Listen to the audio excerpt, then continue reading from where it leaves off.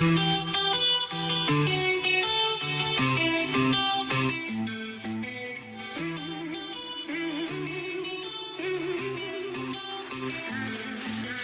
never hate my race, but until recently I didn't know history class was jacked completely. Found my new family with the team going free. My old family doesn't understand me, cause I am so pro-white. No coke, no Sprite, I am rolling with the bubbly, gonna be more white.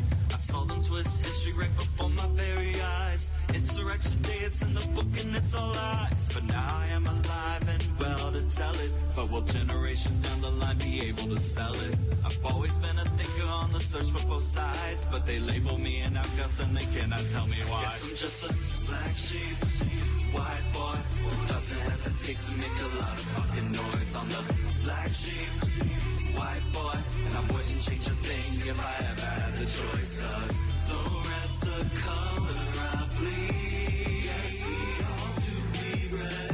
I have to protect my family. Why does affirmative action make them not hire me? Even in the countries where I'm the minority. Is my race just that awesome and no other could compete? Is that what the anti-whites are trying to tell me? Why am I always seen as such a threat? To the point they want to strip me down till there's nothing left. Old friends from high school, man, I haven't kept one. But I got a new crew and it's where I belong. Cause if you ain't going free, you ain't rolling with me. And there are even anti-whites in my own family. But I am the one who's comfortable with myself. I try to save them from the hate so wildly raising hell. Cause I'm the black sheep, white boy who doesn't hesitate to make a lot of fucking noise. I'm the black sheep, white boy, and I wouldn't change a thing if I ever had the choice. Cause the red's the color I bleed. Yes, we all do bleed red. I have to protect my family. That Scotland is too white, is Nigeria too black? Don't get your panties in a bunch, cause I have the right to ask. See, I'm the black sheep, cause I call it hypocrisy. And the media will give you emotions, but they will not give you honesty. Yeah, you have your feelings, but I have the crime rate. And I'ma shoot to kill if there's a danger my way. So I do not blame the cops, just the ones who are cowards, who hesitate to pull the trigger unless it is one of ours. Cause he's a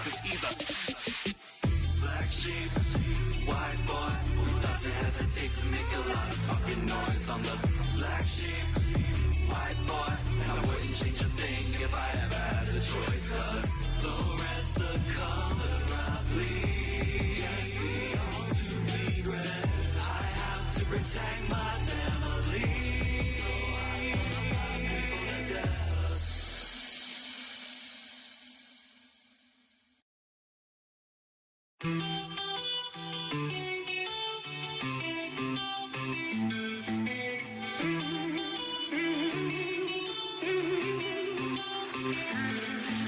I never hate my race, but until recently I didn't know history class was jacked completely. Found my new family with the team going free. My old family doesn't understand me, cause I am so pro-white. No coke, no Sprite, I am rolling with the bubbly, gonna be more white. I saw them twist history right before my very eyes. Insurrection Day, it's in the book and it's all lies. But now I am alive and well to tell it. But will generations down the line be able to sell it? I've always been a thinker on the search for both sides, but they label me an outcast and they cannot tell me why. Guess I'm just a black sheep, white boy who doesn't hesitate to make a lot of fucking noise. I'm the black sheep, white boy, and I wouldn't change a thing if I ever had the choice. Cause the red's the color I bleed. Yes, we all do bleed red.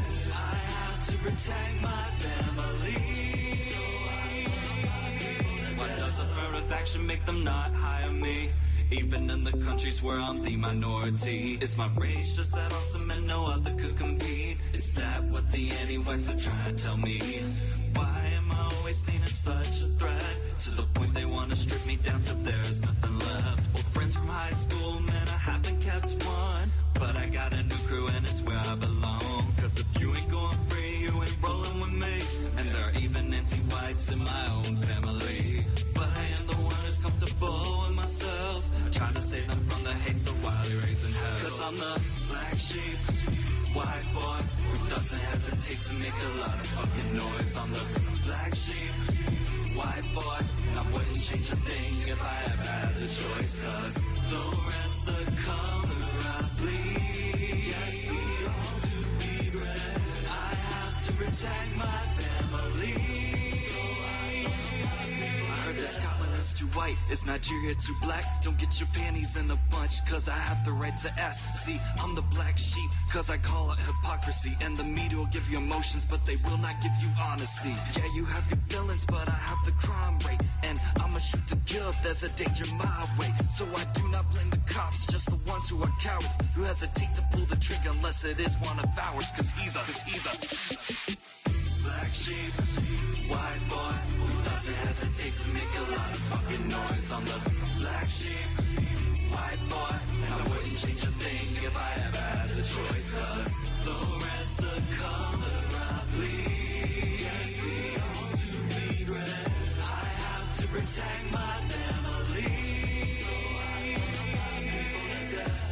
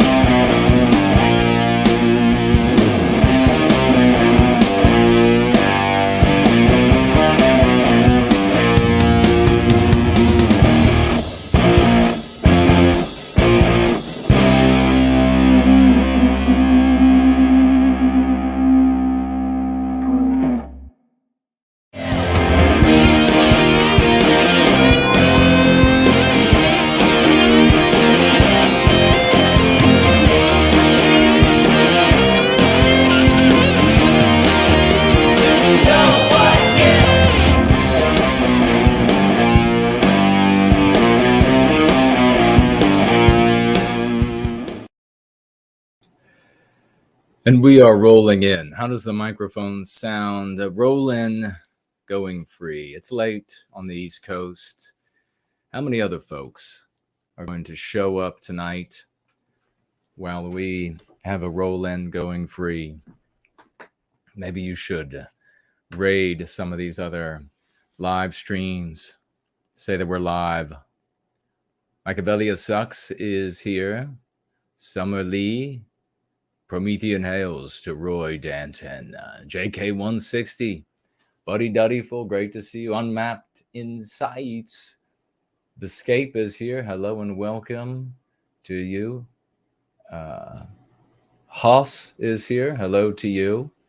And so is Ladybug. Hello, young lady. Anglo-Saxon as well. Great to see you. Horatius. Donning Armor. Well wishes to you, my friend.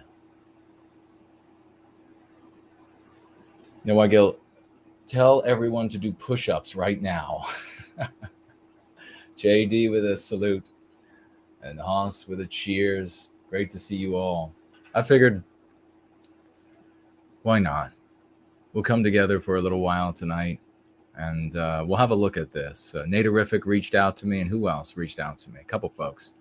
They said, you gotta say something about this white grievance panel. And somebody then shared with me, Hypocrites. Great guy. He did a review of this. He broke it down. This is like 3 hours long. I'm not going to look at the whole thing, but I'm sure it's idiotic from start to finish. What could they be quibbling about? And Hypocrite, if you're did a great job. I didn't get to see all of his review of it yet, but I mean, he was doing a fantastic job showing contradictory data to what these anti-whites, all of them were anti-whites, what they were saying. But then I was shared another review of it, and then shared with me a couple of opinions about what was taking place here. And nobody was saying what I perceived to be taking place. So I figured I'll throw in my 2 cents. We can have a little fun. Pants is here. He says, good timing, he was bored. Well, this is going to be better than being bored, I hope.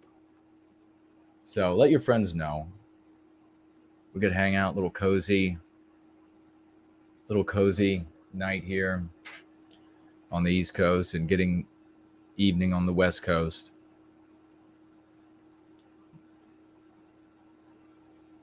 Summerlee says it's late on the Gulf Coast too.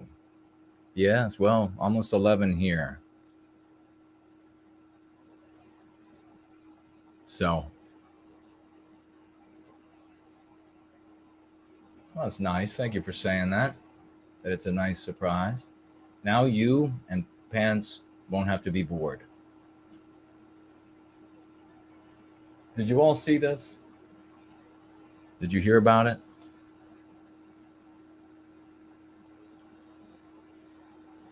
I'll pull it up on the screen. If you have, as normal, as is normally the case, questions or comments, you want to throw in your 2 cents, tag me as No White Guilt. You can do that on all the platforms. And you can also financially gift Entropy, Cash App, Odyssey. You all know. Axis Mundi says, looking forward to this. Well, thank you for that. I appreciate that. Yeah, I figured, what is it? Friday night. We might as well disassemble some anti-whites that so many thousands of folks. I think these folks that are on this panel, combined many, many thousands of people in audience. And that is if you had a population of penguins, which would be wonderful. And they would probably be attracted to and want to observe the penguins on live streams and things of this nature. So you have these anti-whites, or you have childish people, and you have disgusting, sweaty content creators that just nasty, hairy, disgusting, sweating Doritos ingredients in their sweat Their BO just reeking, just mephitic, so that dung beetles surround their homes. And so those kind of people watch those folks. Unfortunately, there are a lot more of them in the world. So it's interesting. It's interesting to watch. Hello to everybody on Odyssey and D Live. Great to see you all. Wonder if Odyssey is going to shadow ban.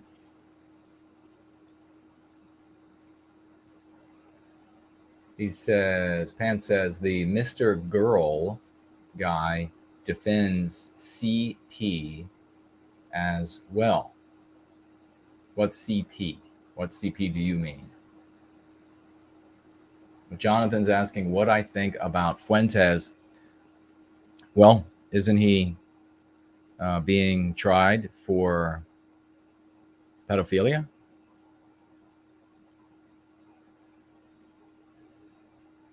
I mean, so it's pretty disgusting. Or you mean Nick Fuentes? Nick Fuentes. Is that who you mean? Popcorn Pirate says, Destiny comes across as painfully disingenuous, and it seems like he puts an effort to try and deceive everyone with his poor arguments. Yeah, I mean, that's what anti-whiteism is all about. It's sophistical thought.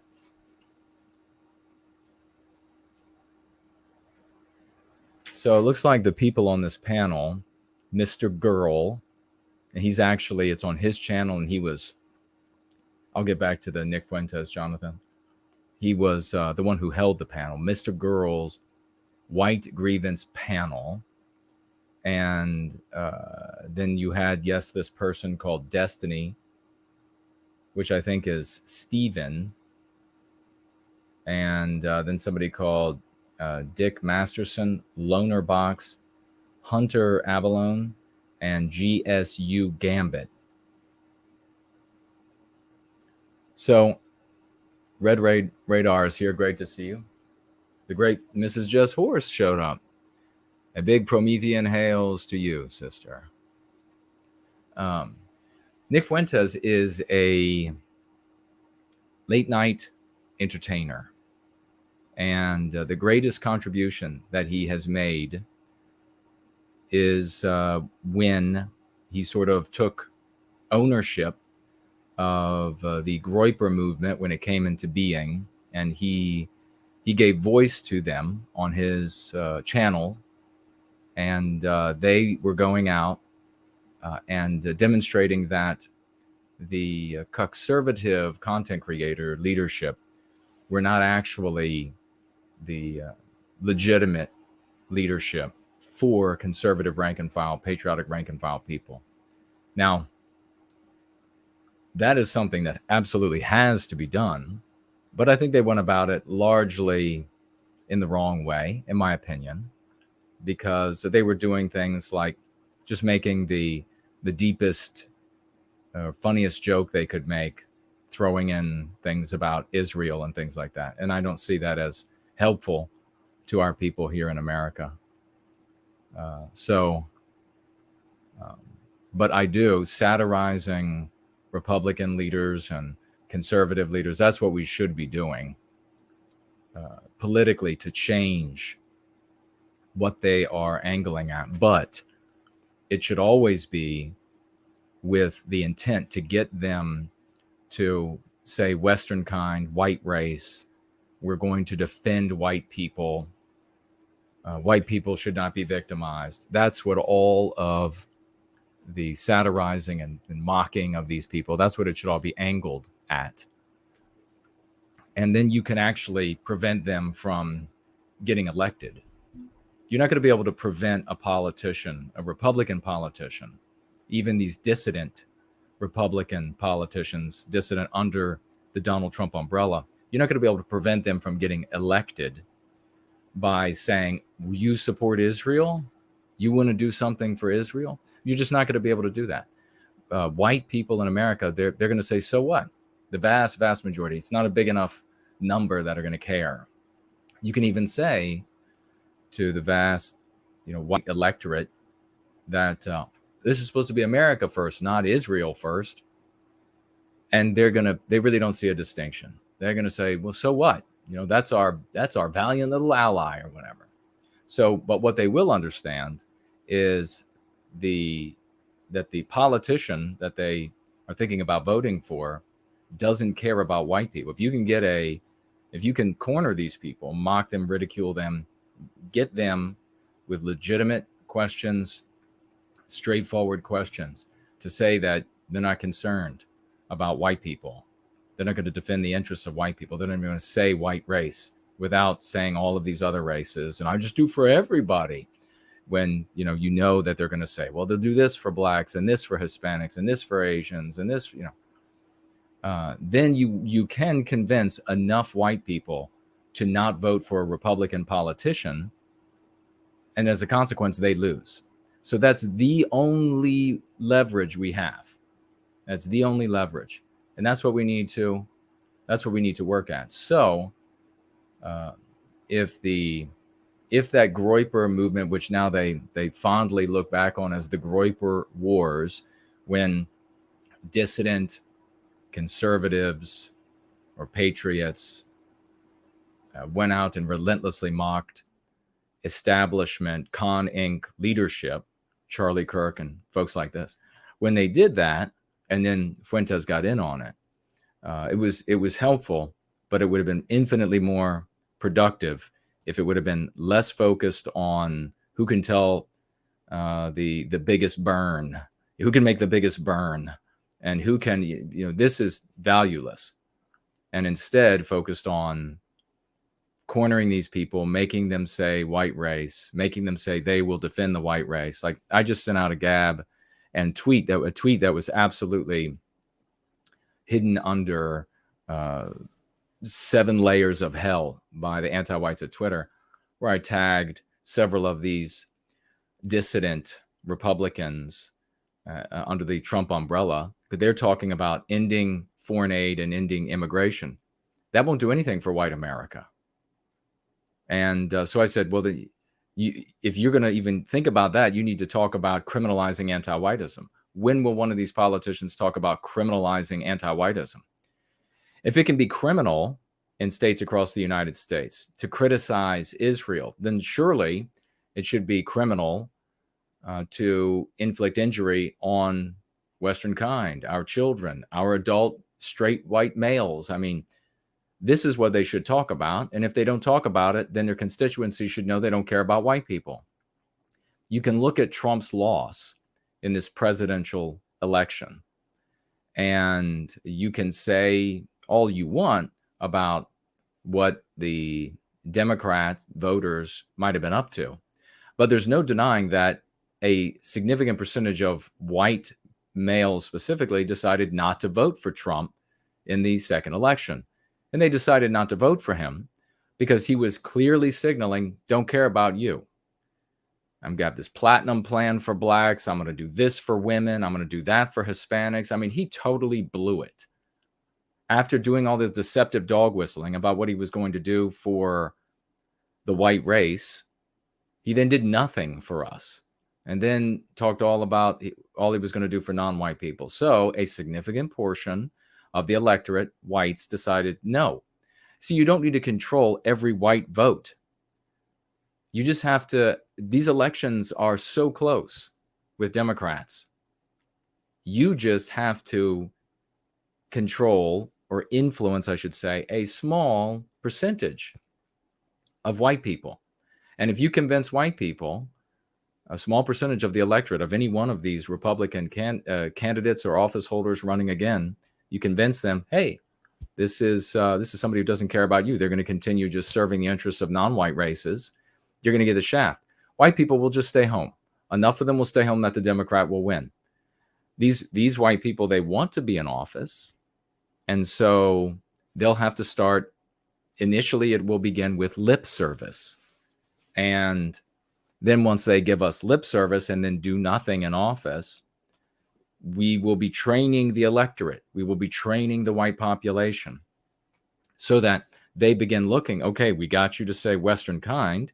We got you to say the interests of white people is relevant. You're going to stand up for us. We've looked over the past so many years. You did nothing for us, so you get no vote. So then they'll have to ratchet it up. They'll pay lip service, and then they'll pay lip service and do a little bit for white people. And then they'll pay lip service and do a little bit more for white people. And if you can keep the pressure like this on these politicians, they would have to do more and more to remain in office. I mean, unfortunately, I'm infinitely smarter than these folks. I'm infinitely more intelligent than Nick Fuentes. But I'm not like the people who watch Nick Fuentes. I'm not. I'm magnificent in bed. I am a totally magnificent man of the West, a star athlete, extremely intelligent, and I can figure these things out. And so I can't be identified with by these audiences, by these mediocres out there in the world. So he tells jokes. He makes these kids laugh. And there's potential there, a lot of potential there, especially since he made himself a millionaire off these people, to use his platform to celebrate. And this is how it works. And I told people even before, when the Groyper thing was being done, before he was celebrating them, I said, if he starts celebrating these Groypers, and this was not in private conversations, on live streams, if he starts celebrating these people, then they will begin to show up more and more to his channel, because they'll want to see themselves get celebrated by that community.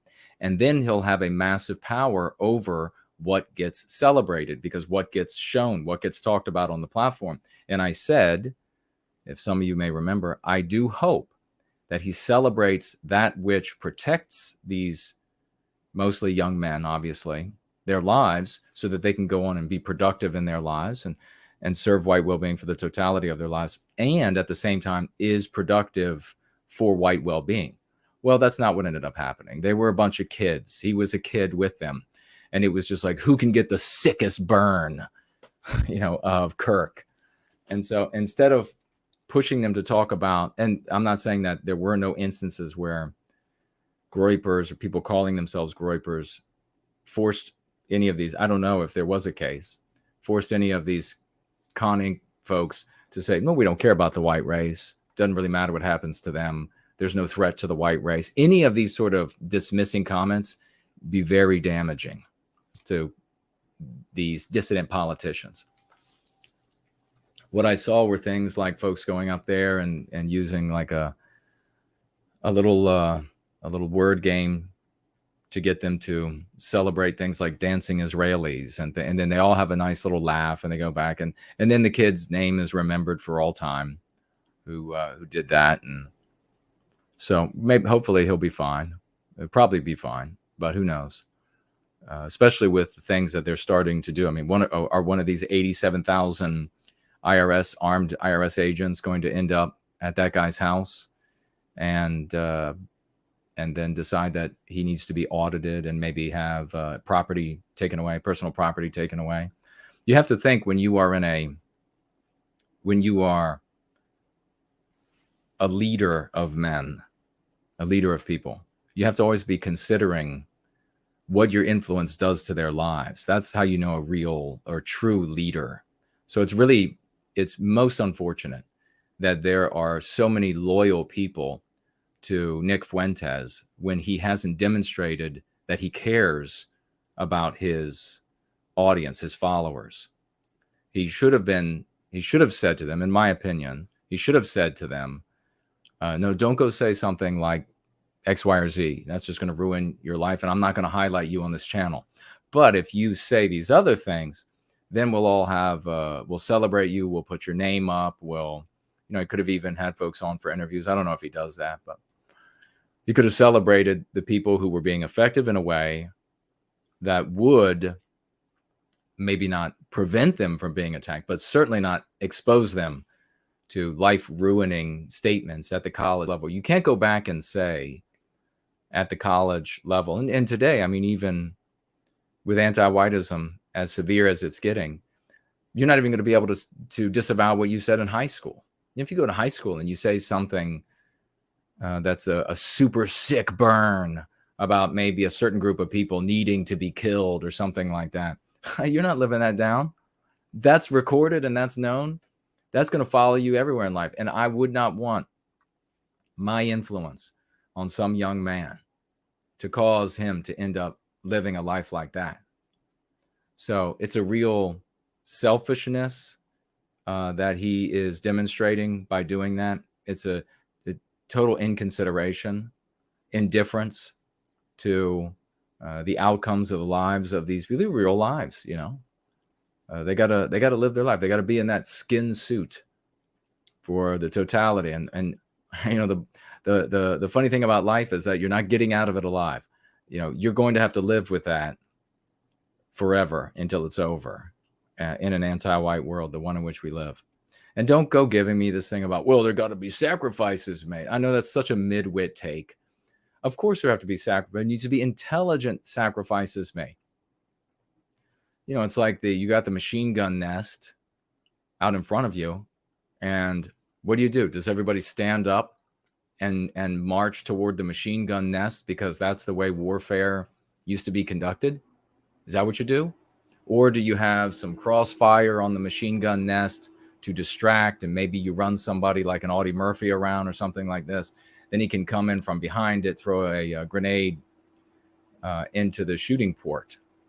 I mean, so there are going to be risks, and we're going to have to take them, and we need to be as intelligent about those risks as possible. You know, and these things need to be said. They need to be said, even if next to no one will be here hearing them. I need to be able to look myself in the mirror and know that I did the right thing as a man of the West. And even if there are 500 times that many folks giggling and snarking over there and watching him, it doesn't make that behavior and that handling of the lives of the people who are looking to you, people who refer to him as God. And some of these people, I don't know, they must be damaged. You know, they'll say like, it's Jesus Christ and Nick Fuentes. I mean, that's not a joke for some of these people. You see the things they write. If you had people that were that, I would be encouraging folks to stand on their own 2 feet. That's a dangerous scenario. And for what? For an entertainer who is mesmerized by the news and spends a massive amount of time reading and watching the news, and then just giving you his thought on the news with a couple of various what he will refer to as edgy statements to make audience laugh and to get anti-whites to talk about. Then this is all about the self-aggrandizement, which is, I mean, haven't we learned in the white sympathetic sphere about self-aggrandizers? Haven't we learned about that yet? People can't pick shit. People just can't. They can't pick a leader. Come on. They can't pick shit. People who self-aggrandize, people who are worried about all attention being on them. You think of the Heimbach, and it's now sort of semi-named after him, the Heimbach maneuver, which I warned people after I met this guy for many years. Some of you out there did the same if you had met him. But this guy's eventually going to go anti-white. Once he runs out the game as a white sympathetic of various varieties, he was just going to flip to continue having the attention on him. Said the same thing about Spencer. There have been many like this. And everybody disagreed. No. Even though, you know, he puts himself first and he just wants all this attention, even though he doesn't care about the lives of the people who follow him, he would never do it because he still cares about the white race. Really? So maybe we should keep, it won't matter. I was like, we should keep this on. We should keep this video so that in the future, if Fuentes pulls the Heimbach maneuver, and now he's like making friends with all kinds of anti-whites. So, I mean, is this like a heading that direction? I don't know. But my hope for him would be that he would protect the lives of the people who consider him God, and those who consider him something shy of God. He would protect their lives, and then he would do what I was advocating before. He would attempt to influence these candidates. He seems too cozy with them, sycophantically cozy with them. You know, he's got this huge follower base of sycophants, and then he is sycophantic with these dissident politicians. And you can't be that way. I mean, I realize do you want them to come to your conference? What do you want, a celebration of you more than you want the well-being of white people? I would rather be the guy that, let's just say Marjorie Taylor Greene, that pressured her and that caused her to fear re-election, not from anti-whites, but from people who care about Western kind, and that she hated as a consequence of that. But I got her to say Western kind, and she's going to stand up for white people. And she sees all of the victimization of white people in America. White people, not Christians, not all this pussy, these proxy positions. No, white people. Christians aren't getting persecuted. If you're non-white Christian, you're non-white Catholic, you can Mormon, you celebrate it. White people. I'd rather be the guy she hates, but gets her to say those things. So I think he needs to not be as cozy with these people and instead put a lot of pressure on them and say to them, hey, Marjorie, thanks for coming to the conference. But if you don't say white people, we're going to start slandering you. We're going to start satirizing and mocking you. We're going to show up to your rallies and we're going to say, we're going to have a bullhorn. We're going to have signs that says, unless Marjorie says she's going to protect white people, she doesn't care about white people. I'd rather you be that guy, because then you would actually be doing something. But again, then she's not going to come to your conference. Then GOSAR, then they won't come to your conference, and you won't be able to stand at the center of a sycophantic army that thinks you're God, until you get a girlfriend or get caught in bed with a girl. Then they would drop you. So that's a from the heart answer to that question, Jonathan.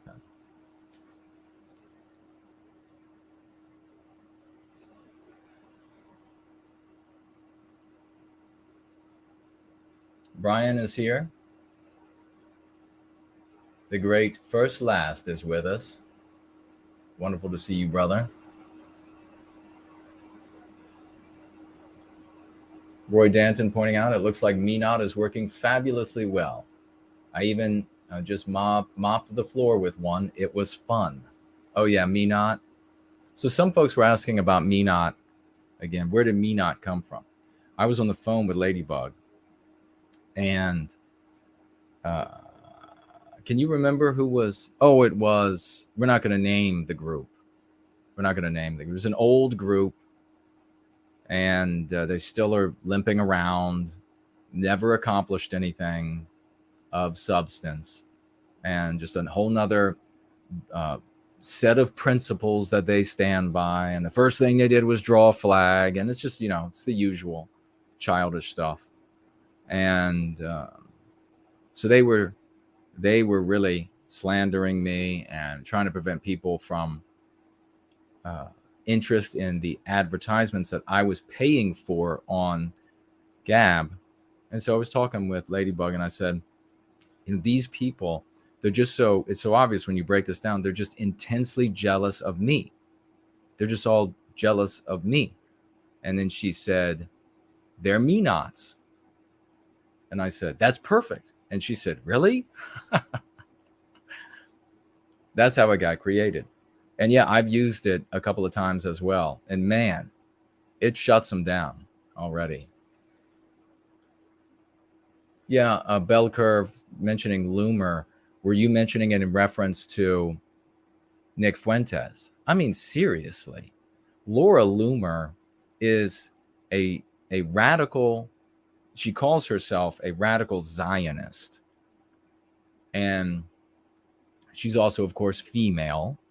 She's also says that she's a very proud Jewish woman. She talked quite a little bit about that when she was thrown off of Twitter, and for just being provocative and gross. And now this is Fuentes is fully in bed, although I guess he might not want to be in bed, but he's fully in bed with Laura Loomer, which is just the most. So is that a sign of principles? Now you have times when your principles are hard as iron. They're hard as steel. But your endeavor to reach those principles, accomplish those objectives, must be able to be like water. So protean at times, rigid at times, fluid at times, but that never means that you sacrifice your principles. And so there's a big difference there. And I could see midwits kind of confusing that, well, sometimes you have strange bedfellows or something like this. I mean, maybe I think these people always have strange bedfellows, but you can't say that absolutely no girls, your principle can't, some of your principles, your core principles can't be absolutely no girls involved in leadership, and then throw in an endorsement for this woman, a full endorsement. And what does that really mean? Is he giving money to her campaign? He doesn't organize these Groypers or whatever, they still call themselves that. They don't organize to accomplish this community. Some of the folks that he's paying, and the ones who would like to get paid, I imagine that they are active in various ways. But the community at large, they're just there for the entertainment, the shits and the giggles. That's completely different from this community, where its participation is the sign that you're present.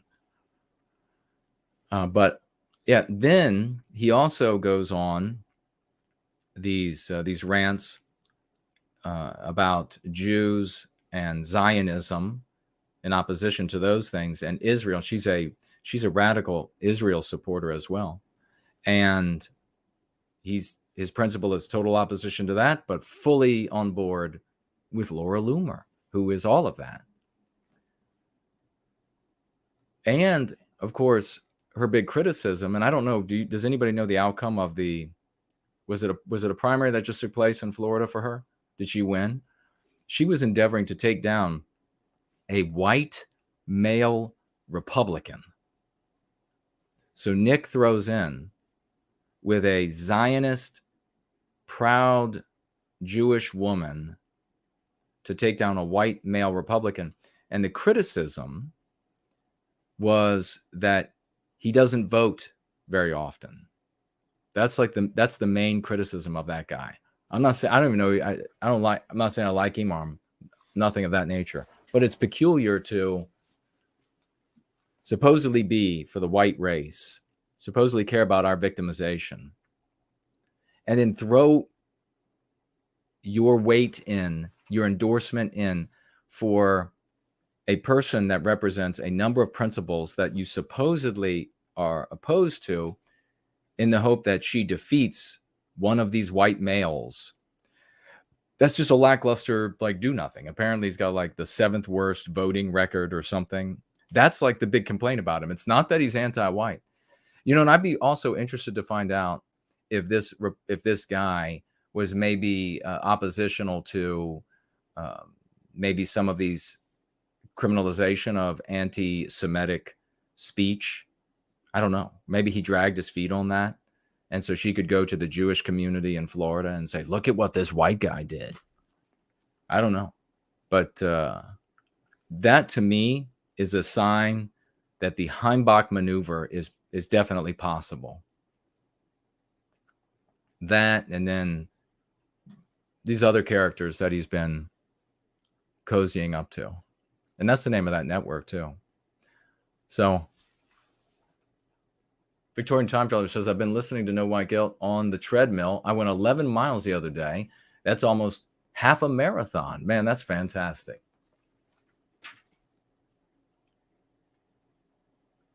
Kingdom of Vinland is here. Great to see you, brother.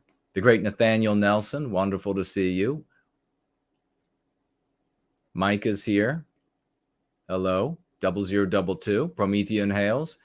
Had to make it late due to work, and I'll had to go to sleep soon. I'll catch up on the stream, though. Thank you, good brother. Great to see you. Thank you for your service to white well-being. Me-nots are out there everywhere.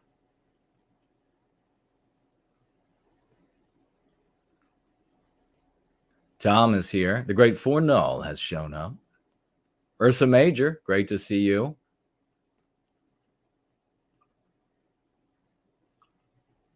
All right.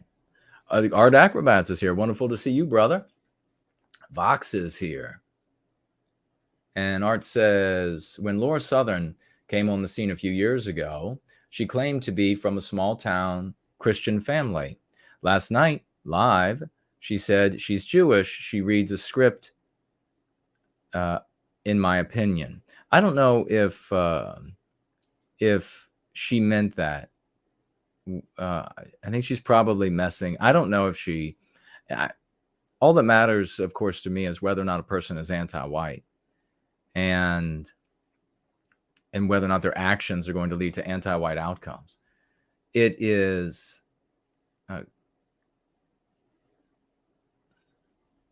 Is that creative life? Hello to you. The great Franklin is here. Her coming back after she had come on the scene, and just a very typical e-thought. She's able to say a few things that are nationalistic, patriotic, some things in defense of the white race. And then, because she was an attractive female, all of a sudden she's got tons of money getting thrown at her, lots of men thinking they're having this imaginary relationship with her. And of course, she's, by not burning that down, she encourages it. The silence is encouragement. The public silence is encouragement. And now the way this works too, when it comes to, and I'll get back to that point, the way this works when it comes to women in content creator positions is if they are not married, these Omega men will swarm to them. When they are engaged and brand new married, the appeal diminishes for the Omega men. They can't really imagine themselves as in a relationship with somebody who's in love to the point that they're taking steps forward. And then immediately after the marriage, it's much harder for Omega men. But then once they're married, then the Omega men can come back. Women cheat on their husbands, so they can come back and the fantasy can be renewed. She's back and she will profit again. Regrettably, because we have a population of turds. I mean, it's just a proud look at the leadership. Just look at the leadership across the white sympathetic sphere. And this includes, the white sympathetic sphere is, by our definition, encompasses everybody who is explicitly and implicitly concerned with the victimization of white people, the well-being of white people. It might be that they would never say, like with many of these conservatives, they would never say that they care about white people. But then they'll articulate every single thing that exists and is sustained by white people. This is what we need, all the abstractions. But then race doesn't matter. So it matters to them. They know that those things exist because of us. So there's that the implicit group. She's definitely in the white sympathetic sphere. And you'll see people will swarm to her. She's not going to have anything that will help people. She's not going to help us reclaim our destiny. She's not going to enable us to, she's not going to be a great leader to lead us from here to the next to the next.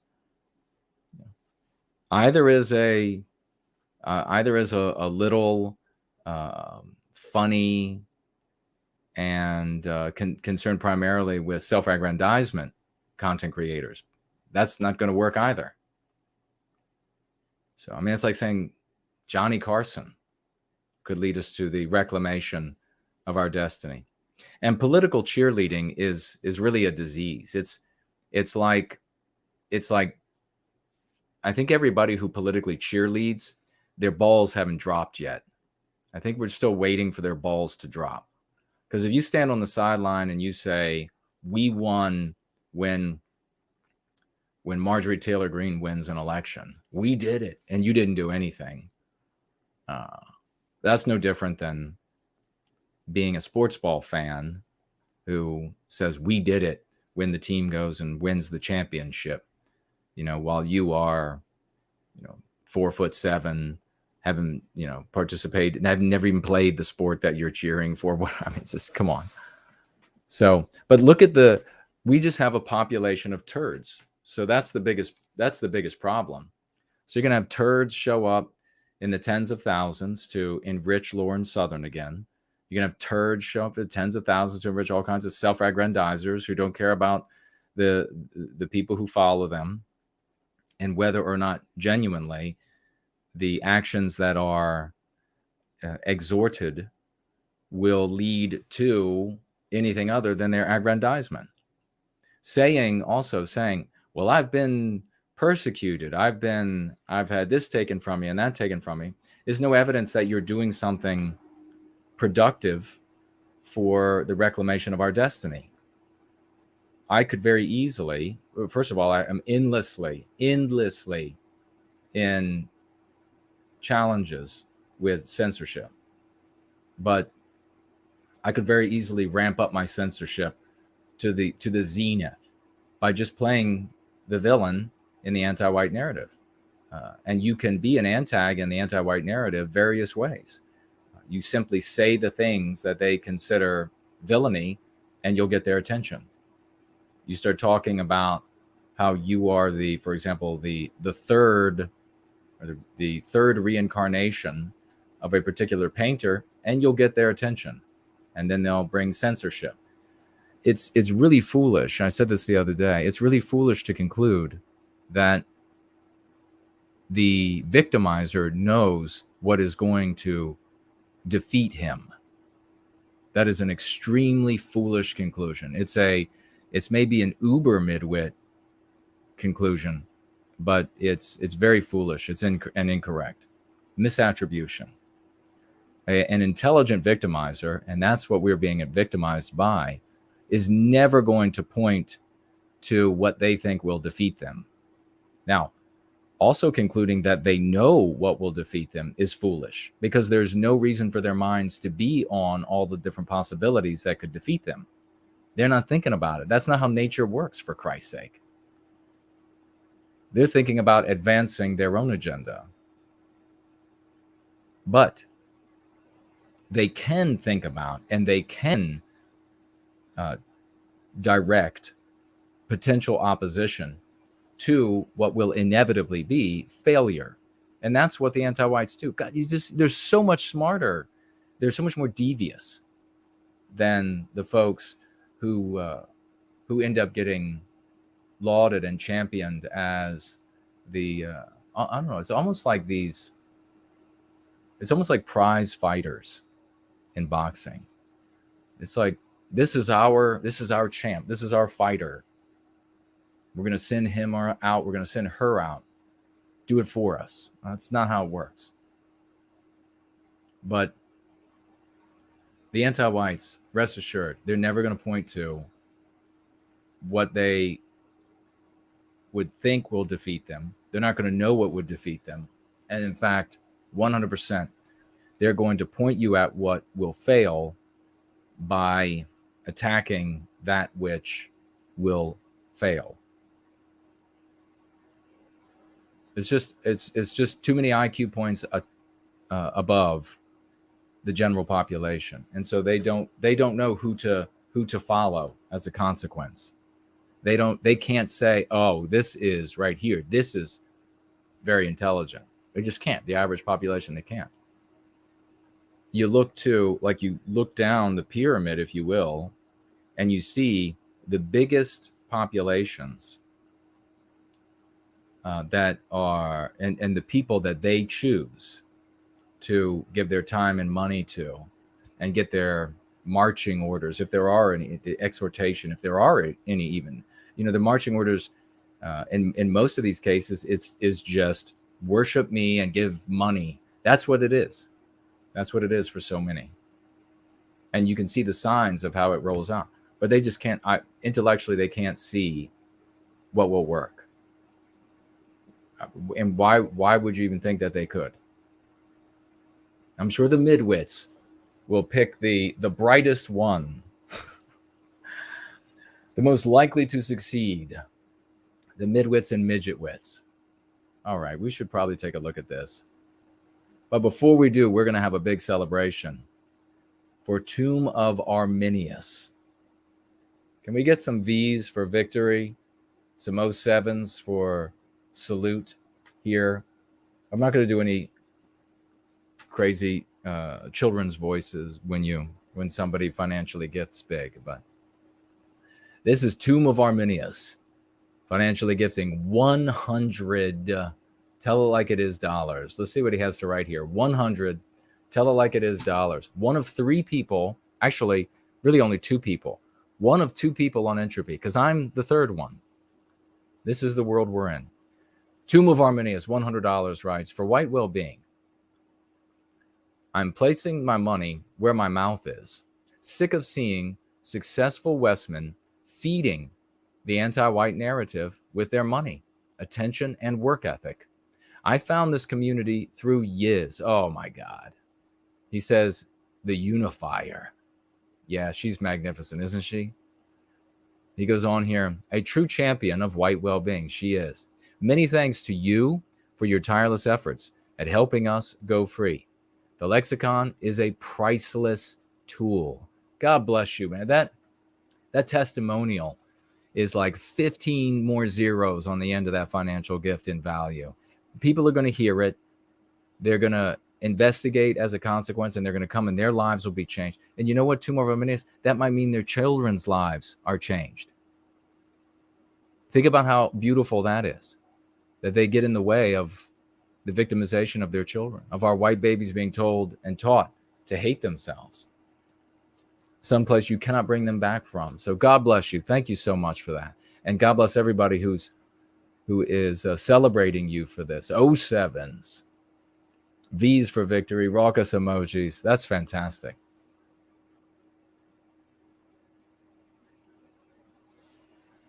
What a champ.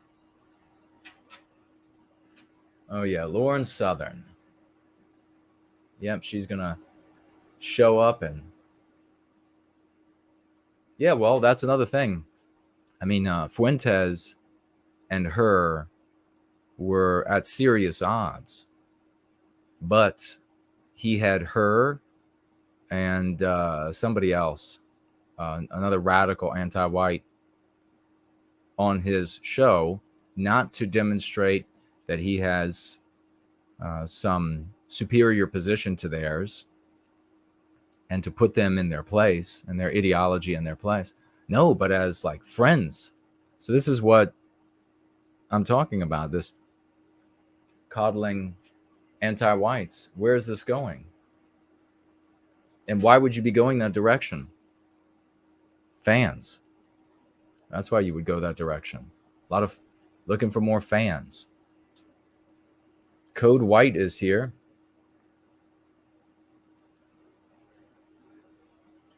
says, I wish Jason would reach through my phone screen and smack me in the face to keep me awake. Light of the Twin Lamps is here. All right, I don't see any other tags for me, so we'll go ahead and... Oh no, First Last is asking, do you have Venmo? No. Venmo censored me off their platform like half a dozen times. And if you folks say, how could you get censored that many times off of the... Because I get back on.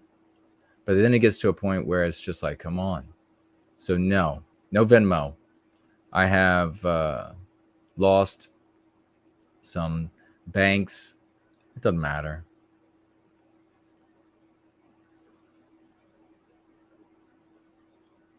But no, Cash App, Entropy, Odyssey, those are going to be the places I'll be able to see during the stream. Otherwise, there are other options.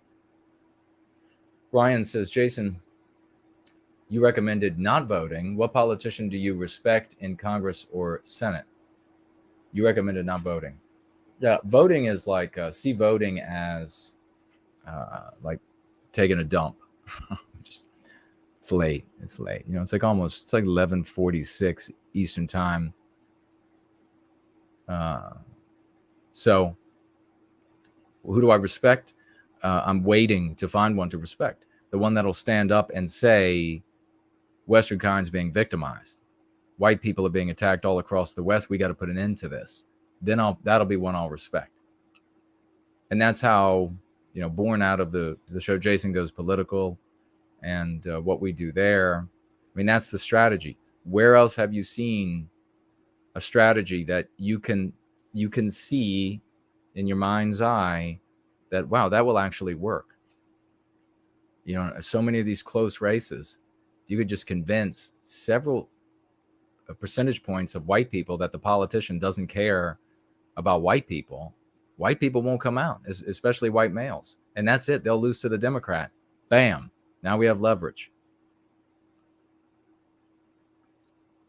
If I were an awkward, small, weak, juvenile, and whatever else, and ended up having the audience that Fuentes does, that size, and could activate them to get involved with the ridicule and then the probing questions and cornering these politicians, we could really begin having an effect. I would move entirely on Gosar and Green and Boebert, and I would make sure they would lose re-election if they did not say white race. I don't give a about them saying it's a Christian country. Good. So what? That's a proxy position. I don't give a shit about them talking about Second Amendment. I don't care. Gates, the rest of them. I don't care about, well, we need to stop. This wish list too, by the way. We need to stop immigration and we need to stop this foreign aid. Good, great. You have a great wish list. Good for you. I want you to talk about the white race because none of that matters at all. None of that's going to happen. And none of it matters at all if anti-whiteism continues.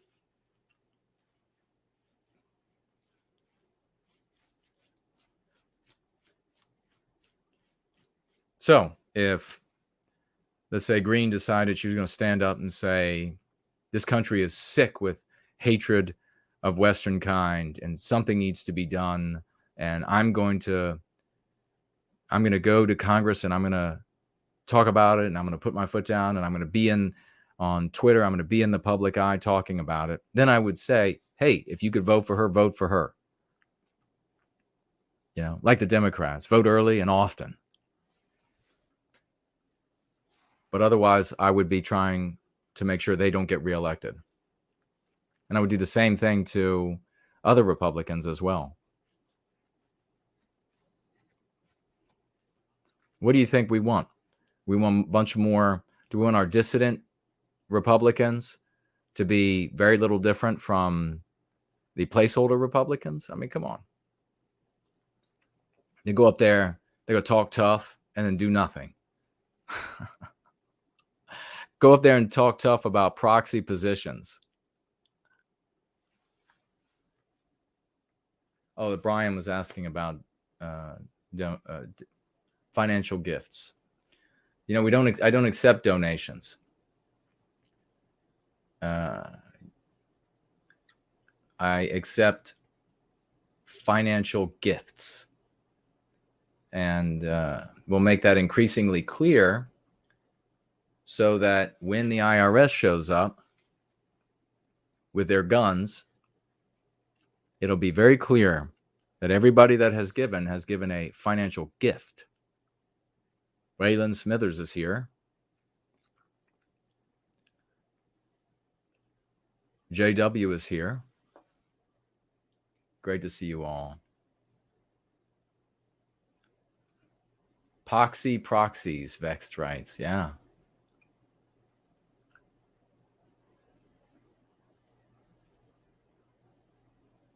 First Last says, you wait till Sunday. I'm reloading Cash App. Okay, brother. Sounds good. Thanks, man. Victorian Time Traveler. Even when I was an antique nationalist, he writes, I didn't like Nick Fuentes. Now I understand why. No, I don't think, the Fuentes community really, he really doesn't like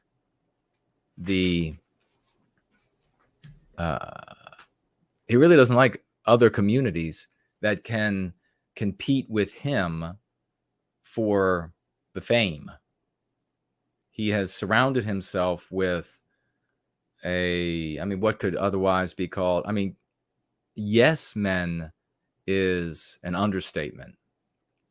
These people, many of them are saying it's Christ and Fuentes. So that's a bit further than just a yes man. And I don't think he likes competition with other content creators who are saying similar things.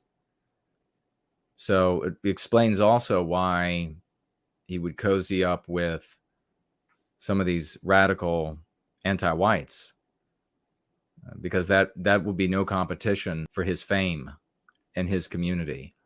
It also explains, again, why he would support these politicians like the Gosar and the rest who are not saying anything about the white race. What is this about? First Last says, quote, Christ and Fuentes, disgusting comparison. Yeah, there are a lot of young guys out there that are saying stuff like that. Aren't they, Ladybug? Didn't we see? We've bungeed in a time or two for entertainment purposes and just could not believe the kinds of things that these people are feeling and saying about this entertainer. Bastard of America says more like yes boys. I guess but they're beyond just yes men or yes boys. When you're saying the kind of things they're saying, that's nuts. And of course, his big financier who owns Cozy, who is that guy? Is he white?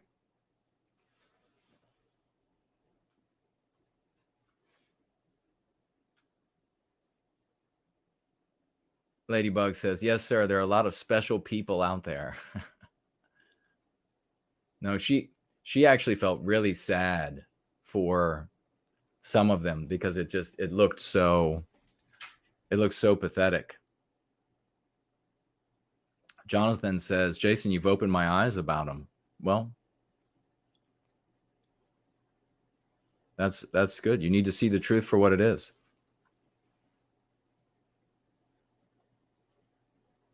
But there were a lot of people for a long time that were trying to make some sort of good folks who were trying to make some sort of connection between our community and what we do and that community. And there was just no way.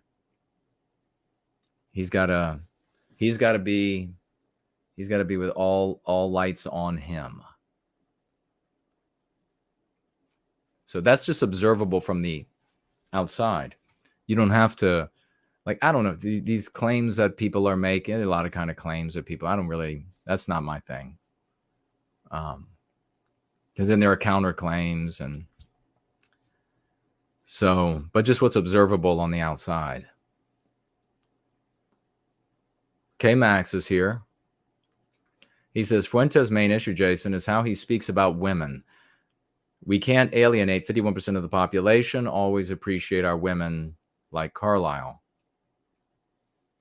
Well, I think that there is a, like here, my opinion about women is I have a very masculine, as you all know, opinion about women and the roles, the natural roles or usual roles of men, and the natural, usual, or optimal roles of men, and the same for women. I don't have this sort of tactile hatred for women that you see over there. There's a real hatred for women in that community. And there are a couple people, Anglo-Saxon heading to bed. Promethean dreams to you. I know it's really late where you are. And so, but then you have this like visceral, tactile hatred for women. But then Southern comes along and she presents an opportunity where he can gain more attention for himself and not have to fear one iota that his audience are going to start suddenly following Lawrence Southern. Right? I mean, it just becomes very obvious. Yes, sir. Roy has asked me to check entropy before we take a look at this. We've been chatting for a while. It's kind of cool. It's late. We're hanging out on a Friday night, chatting a little bit. Everybody watching in replay is going to be hating it. The me nots will show up. I had a me not over on one of my other platforms where this is playing in the replay, yesterday's show or the day before, whatever. And I was doing recording for Prometheus Rising, the audiobook earlier. And I'm in now to I got by the technical part and into the artistic part, working on that at the beginning, and it's going to be wonderful. But yeah, the me not was over there wrote, I can't stand this shit that you had music at the beginning. I can't wait through this. I can't wait through this. Like, you just can't grab that little cursor and just move it over a little bit. Just move it over. All right, me not. Sound Killer writes over here, and we have Roy. Get out your raucous emojis for the great Roy Danton. 07s, raucous emojis, V's for victory, W's for win, whatever you want to make it. We're going to read and celebrate Roy in just 1 second. Sound Killer wrote, anti-white persecution is inherently anti-Christian. I don't see how. That means Christianity is more of an element of our identity than our biospirit of the West. So we're going to have to politely disagree on that. Christianity is celebrated when it's anti-white. Christianity is celebrated when it's non-white. Christianity, like football, like news, like magazines, like anything, is hated when it's white. This should be the giveaway. This really should be the giveaway. Now, unless you're making a deep argument about Christianity has been informed and transformed into something that is a reflection of our biospirit in its application. I understand that there are parts of the Bible and that are that people can point to and say, look at how deleterious. Okay, I got it. I'm not talking about that. I'm talking about the application, like in your regular world, the regular town, where it was beneficial for white people. We had transformed it, just like black people transformed Christianity into what reflects their biosphere. None of them are better than any other. It's just the way it is. So, Sound Killer, if you're saying then that Christianity, since it was appropriated and transformed into a reflection of our biospirit in its application, even if there are problems in the doctrine, then inherently anti-Christian because it's anti-white, then that is a true statement. And I can agree with that. But now we're going to get on to Roy Danton, ladies and gentlemen. 50 US, save us from political cheerleading dollars. Roy Danton. And thank you to everybody who is celebrating. We have to celebrate each other. There is, as you already know, when it comes to me, I don't want to be I'm not a self-promoter, self-aggrandizer. What I want to do is always celebrate those who are achieving and doing miraculous and wonderful things. And one of the things that is, we have folks that do things like financially gift and give their time. We have people who just financially, time and talents and everything else. We have people who just financially gift. And we have people who don't financially gift anything, but they give their time, talents, and skills. You can think about Raymond Foster. Hasn't financially gifted, I don't think, ever anything. So we celebrate him for his accomplishments. We're celebrating the great Roy Danton, 50 US dollars. Brother, it's way past my bedtime, but my long road trips gave me time to view quite a few older streams in replay. That's a good thing to do, by the way, folks. If I'm not around and you want some Jason, well, get you some Jason. You know, there is a ton of content that you can find all over. And how much has, I had watched quite a few older streams in replay, and how much has it empowered me? Wow, thank you, exclamation point. So long road trips gave me time to view quite a few older streams in replay, and how much has it empowered me? I just mopped the floor with a hashtag me not, I love it, on Twitter over the MC of Infighting Promethean Hails from Florida, and have a wonderful night. Well, that is magnificent. Thank you so much, good brother. Let's send Roy off to a wonderful Promethean dream where maybe he rides in on a stallion, or maybe one of those Polish Arabians, and ladies are tossing flowers at him. That's wonderful. God bless you, man. He has really come a long way, and he's newly mopping the floor with me nots on infighting. How dare you? So this is the thing. It's very important. And then Sound Killer, we're gonna roll on, I guess, to what we're supposed to do on this stream, right?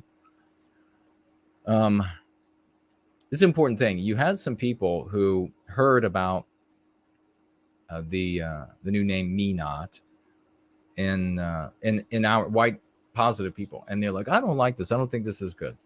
I respect your concern, but you need to. What I would counter that with is this is the female nature outside of 0 to 7, 8, 9, or 10, where it works. Although this particular aspect needs to be maybe amended, curtailed, or anything, even in that age group, because it lends to tyranny. And the way it lends to tyranny is it allows an aggressor to victimize and then complains to both the aggressor and the victim who retaliates in self-defense about how wrong it is to have conflict. That's no good. That is, when we recapture our destiny, we're going to have to teach that if you have two children and one victimizes the other as a bully or something, if the victim smacks the bully in the face, oh well. Self-defense needs to be something that's taught, and it's both mental and physical. So the bully gets hit in the mouth and gets detention and gets a stern talking to. Nothing happens to the victim that retaliated. So what happens here, me not is punching back at those who are attacking. We're not going to go out into the world and just go hunting and people in the white sympathetic sphere to call them me-nots. Nobody is a me-not until they attack us with these spurious attacks, these lying defamation about yours truly and about this community and on and on. When they demonstrate that, just like an anti-white demonstrating that they're anti-white, when a me-not demonstrates their great jealousy by way of these spurious arguments, then you know them for what they are. You know who never has given the spurious arguments? A lot of these Scandinavian people who are nationalists in their political bent and socialists in their economic bent. They have not heard my arguments and then said, oh, well, they're just a bunch of Kool-Aid drinkers over there. They didn't do that. In fact, oh gosh, his name just is escaping me right now. One of the main personalities, his name is escaping me. What's his name? Somebody. Oh, I just almost had it again. He made some of the videos that we play. Oh, it's right on the tip of my tongue. You know, he had the podcast and he had a couple of co-hosts. They all were good guys. Andreas, that's it. Franklin is right. Andreas, right? They never did that. So they're not me-nots.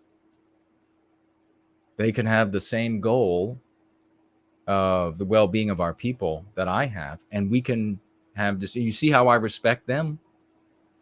So it's this claim that by me-nots, oh, it's just Jason has to have it all his way or something, is obviously demonstrably false. I respect others who have a different view, and we can come together. Like when we come together, I can respect them as adults.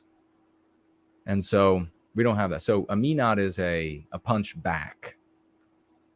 So we're not bullying, we're punching back. And ultimately, this me-not concept will put an end to a lot of this me-nottery. I just made that up. A lot of this me-nottery will come to an end because we develop cartoons, we make fun of the me-nots enough, then, you know, these different chat forums and the like, these folks will be disinclined to want to join the community of these little sort of dickless cartoon character me-nots who are transitioning more and more to these little viruses.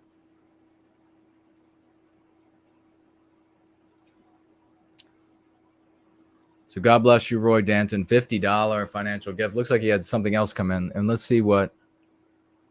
Oh, Soundkiller 90 said, yes, Jason, that is exactly what I was saying. Very good. Then I'm glad. I speculated and thought a little bit more, a little bit deeper about your statement. Very good. Yes, that's true then. You're right. Roy with another $10 to add on. So it makes it $60 from the great Roy Danton. God bless you, brother. With 10 more dollars, he writes, brother, that was just so wonderfully said. That hashtag me not attempted to make me abandon my morality and accept its own instead by means of that MC. Ah, you see. So wanted him to abandon the moral position, the positions that we take by saying, oh, well, if Jason disagrees with anybody in the white sympathetic sphere, then that's infighting.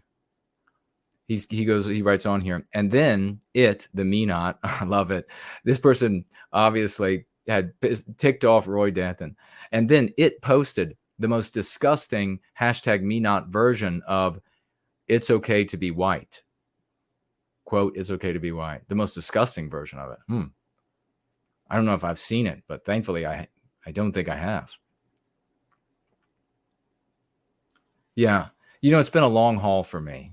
It's been a real long haul. And thank God you all are here, especially you all tonight. Very special people. But it's been a long haul for me in the white sympathetic sphere. There's been a lot of betrayal. There's been a lot of stabbing in the back. There's been a lot of folks who, and it just all about envious and jealous. These petty chieftains, one after the other. And then I got to watch then I have the anti-whites censoring me. I have the anti-whites showing up. I was set up a meeting at a library, and none of our people showed up.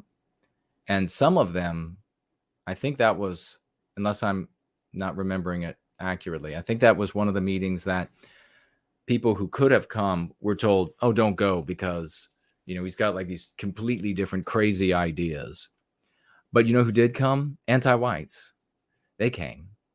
And they were going to try to start some issues. And I was in a good mood. I was in a good mood for anti-whites. Unlike a, like a little 4 foot, 90 pound wet male who hides. I am robust. I've been punched a lot, and I know how to throw punches. And I was ready to introduce them to a lot of hugs and kisses. And they were wise. They got wise real quick when I came out. They were made to leave because they came in the library. They were trying to, and the librarians, they were like, get out of here or whatever. They went outside and they were waiting. They were I don't know what they were going to do, but I went out.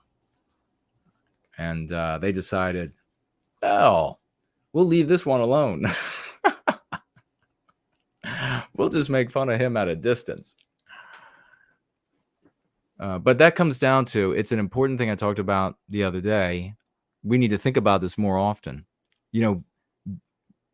Big thinking folks like Slots, Brant Danger, Nathaniel, Natarific, Roy, Fernall, can really think about this and expound on it. The fact that the type of ideology and the type of approach, the recommendation, the strategic recommendation from a coward, a physical coward, is not going to be one that's going to win. Intelligent strategy that's why you don't put like effete college professors in charge of warfare. Warfare is the ultimate, and the same thing happens in business. I don't know how much you personally might know about business, but businesses have gone to, and not once, but it's known in business. They have gone to like the prestigious universities, and they've said, let's find the brightest folks, just the brightest folks that we can find, like but the nerdiest though, the brightest, nerdiest ones. And they've hired them. Mass hirings. Can other people talk about this in business? Mass hirings of very bright nerds, physical cowards, and they get crushed by their competition. Why? Because the killer spirit isn't there. There's something really fundamental. And so that's why you end up with these like firms in New York where they're total shysters, where it's like vicious, very bright, but vicious as all hell. So, but you can have bright but cowardly people that are insulated by others who are physically, and that can happen. So you can have in military strategy, you can have in business, very aggressive folks who were physically at some point able to scrap, that are able to insulate some of these more milquetoast types. But this can't be the vanguard of your endeavor. That's why the military traditionally is led by the smartest but most grizzled warriors. And because that is what wins. not because there's some sort of privilege or something, because that's what wins throughout history. That's why Alexander the Great was so great. That's how he got the name. I mean, that's how Patton was. That's how General Lee. That's how Stonewall Jackson. I mean, these people. I mean, and look, ultimately, we talk a lot about Andrew Jackson. That guy defeated the bankers. No one else ever defeated the bankers. No one. Only Andrew Jackson. And what kind of guy was Andrew Jackson? If you insulted this guy anyway, he said, all right, we're going to duel. A coward doesn't do that. You know what a coward really wouldn't say? All right, we're going to duel. Just joking, just joking. Put your gun away. I was just kidding. I was just kidding. Can't you take a joke?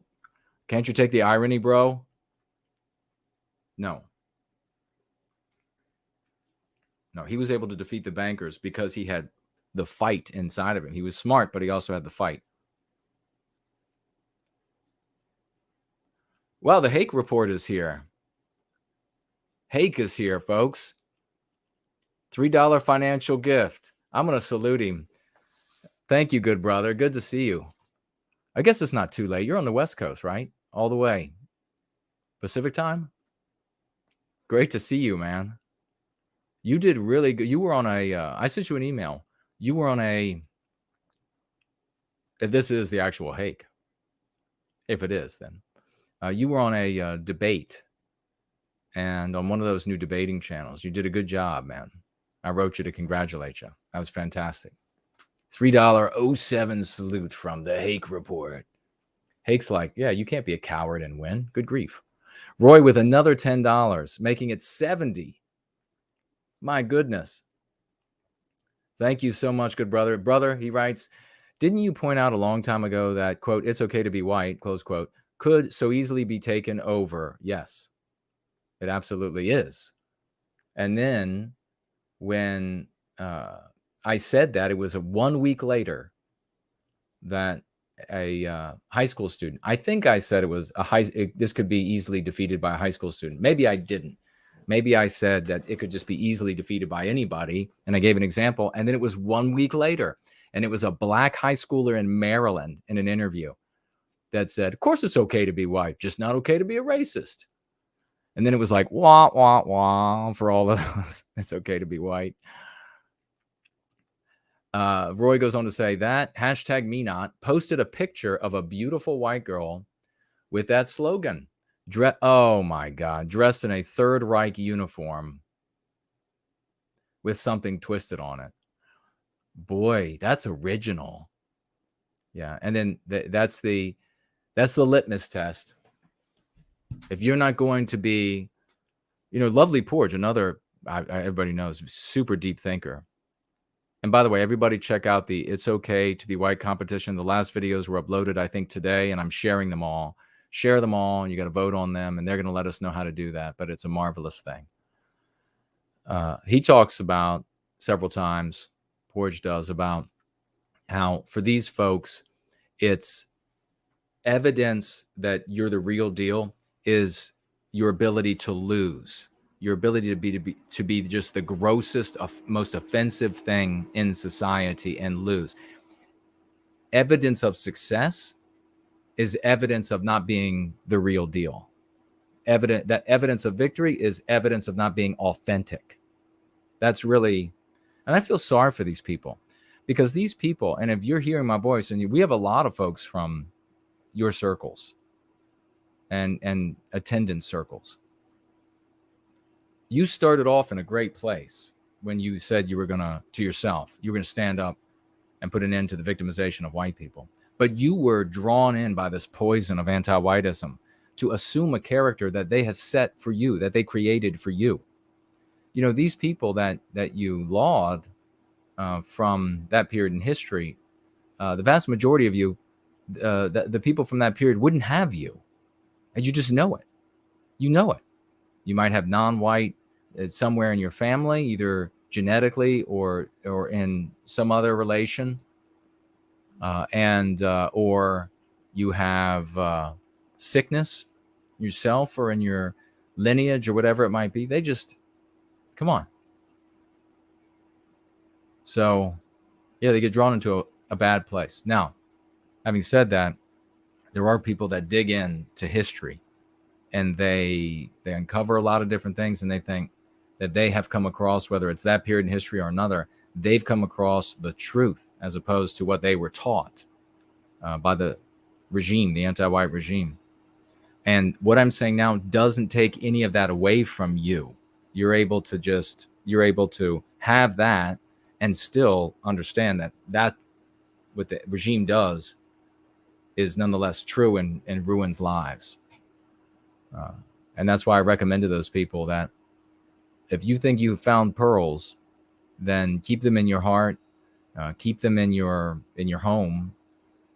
Don't take pearls to the public where they will see it as the promises of genocide and murdering of children and things, because that's how they'll see it. It is the proverbial casting your pearls before swine. That's really disgusting. You're right about that, Roy. What a filthy POS. And I hope that person, and that's his behavior, I hope that person or her comes around and checks out the Go Free method. And check it out, that person. If you can hear my voice, check it out for a couple of months. And if you don't like it, you can always go back to that. That's not going anywhere, right? So check us out and see if you don't find that a focus on love of our people and defense of our people resonates with you internally. Because everybody who comes here, they discover, oh my God, this is what I feel. Finally, I don't have to play. So could you imagine, like the actors, they go and they play a villain in a movie or a TV show, right? They only got to do that for however long. I mean, even if it's something that goes on for several seasons, they still get a break. They're still not the villain during the day and when they're home. Some of them, it's actually quite funny when you see like their real life compared to the villain they have to play. Imagine having to play the villain always. That would just eat you up. Unless you were some kind of psychotic nut. Soundkiller is asking, do you think you could beat Sam? Why are you at? Oh, it's just a funny question. I was like, what? Didn't you ask this before?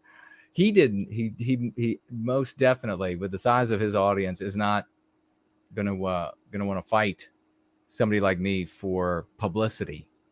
He's gonna like, didn't he want to fight the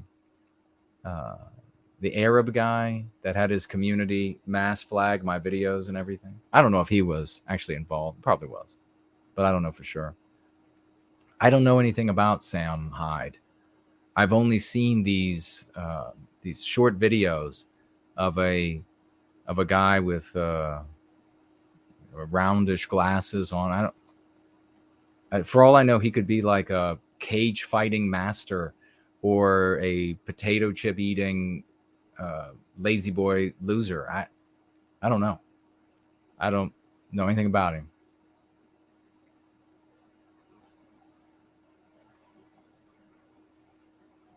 But let me check over here.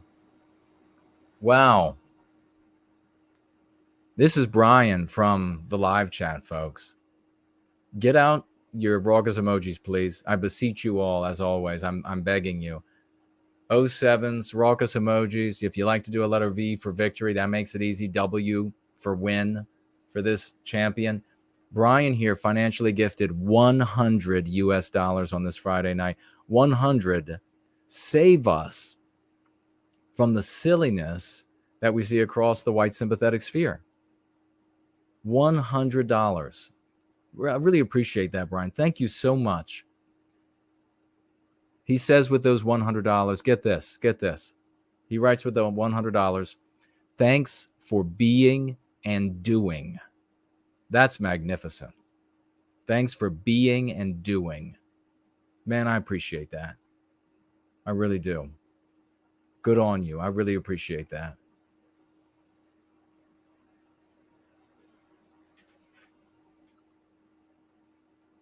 That's meaningful because folks, you know, you when you come to know the the time somebody has invested, especially when it wasn't fruitful, and I just kept going, and you're like, look at what you're still doing now, and you were doing that back then, and you came through that to now, and you're still putting up with it now. Like, you're still putting up with Jared Taylor not having you speak, but having Laura Loomer speak at the conference. You're still putting up with that. You're still putting up with these white sympathetic organizations that want to have, like, there'll be a member or two or something on a board, and they're like, we really got to have Jason on this board. And then all these people who over the years I've been friends with, stabbing me in the back to prevent me from being here and being involved there or being able to speak over here. You know how many times I had people who came personally to find out how well the Go Free method works for them and works in the world. And then they go into these circles where they're in the circles, but they go and they're like, you know who you've got to hear from. You know who you've got to hear from.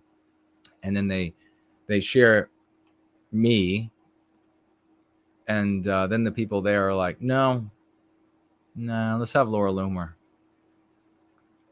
Let's have Laura Loomer.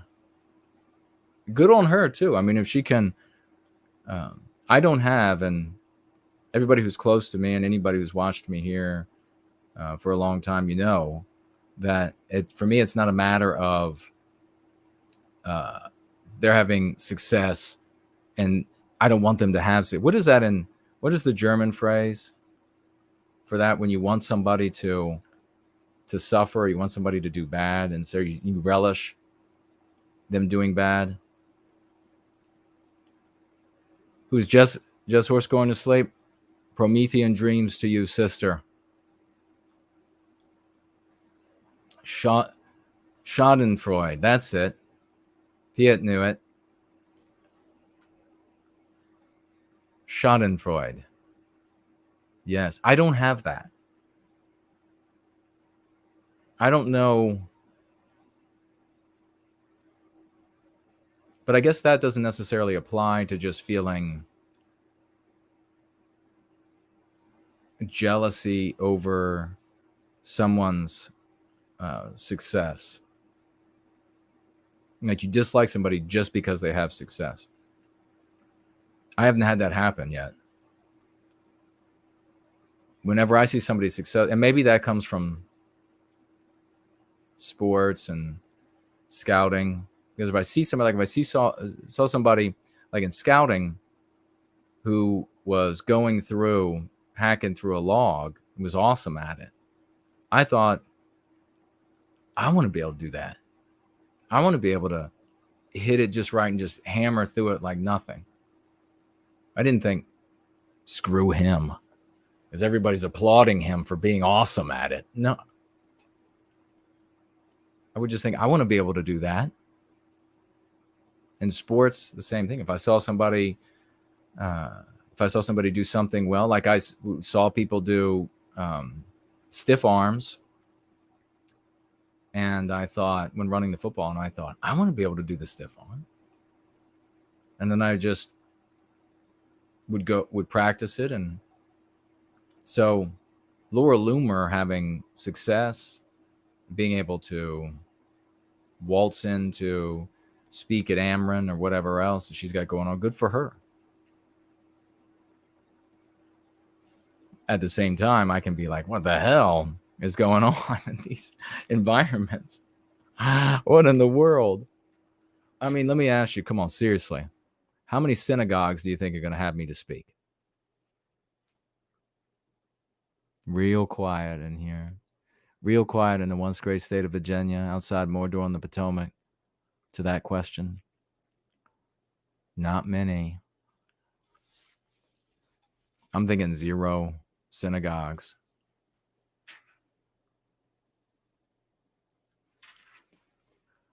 Roy says the E isn't silent. Well, how is the E pronounced on the end? And so I'll have it right next time.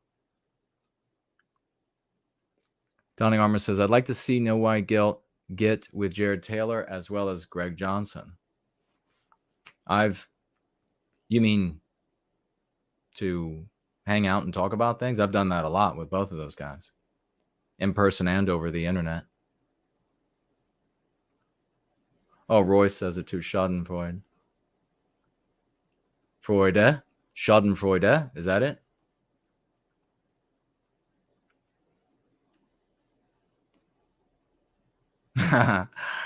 What is that? IJB says you can speak at my synagogue.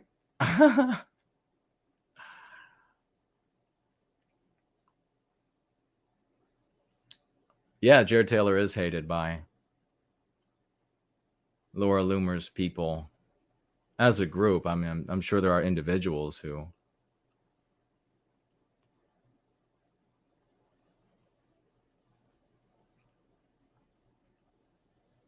Yeah. Yeah. Laura Loomer can come in, and apparently she was also like Jared Taylor apparently was like effusive about how wonderful she was on his podcast. Have I appeared on that?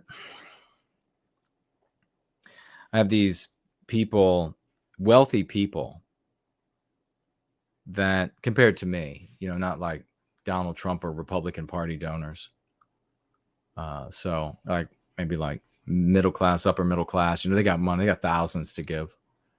And I have been at conferences where I've shown them everything about exactly how the Go Free method works. And they kind of get, yeah, wow, that's interesting. And they hear from some others. And then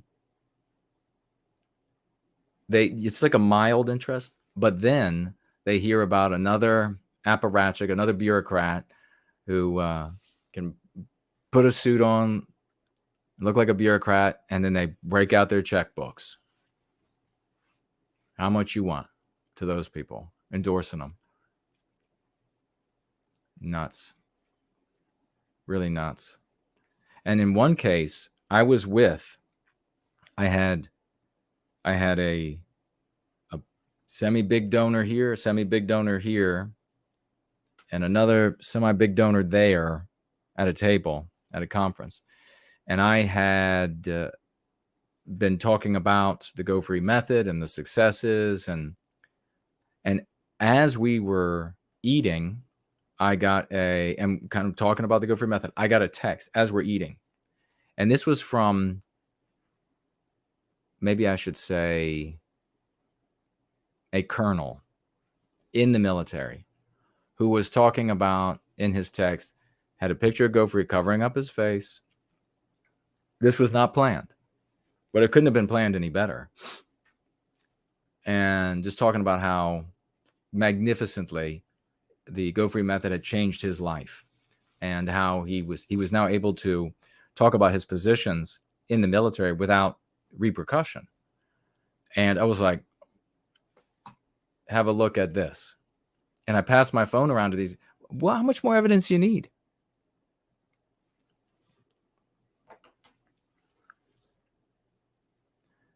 My gosh, Roy is back with another $30 to make it an even 100.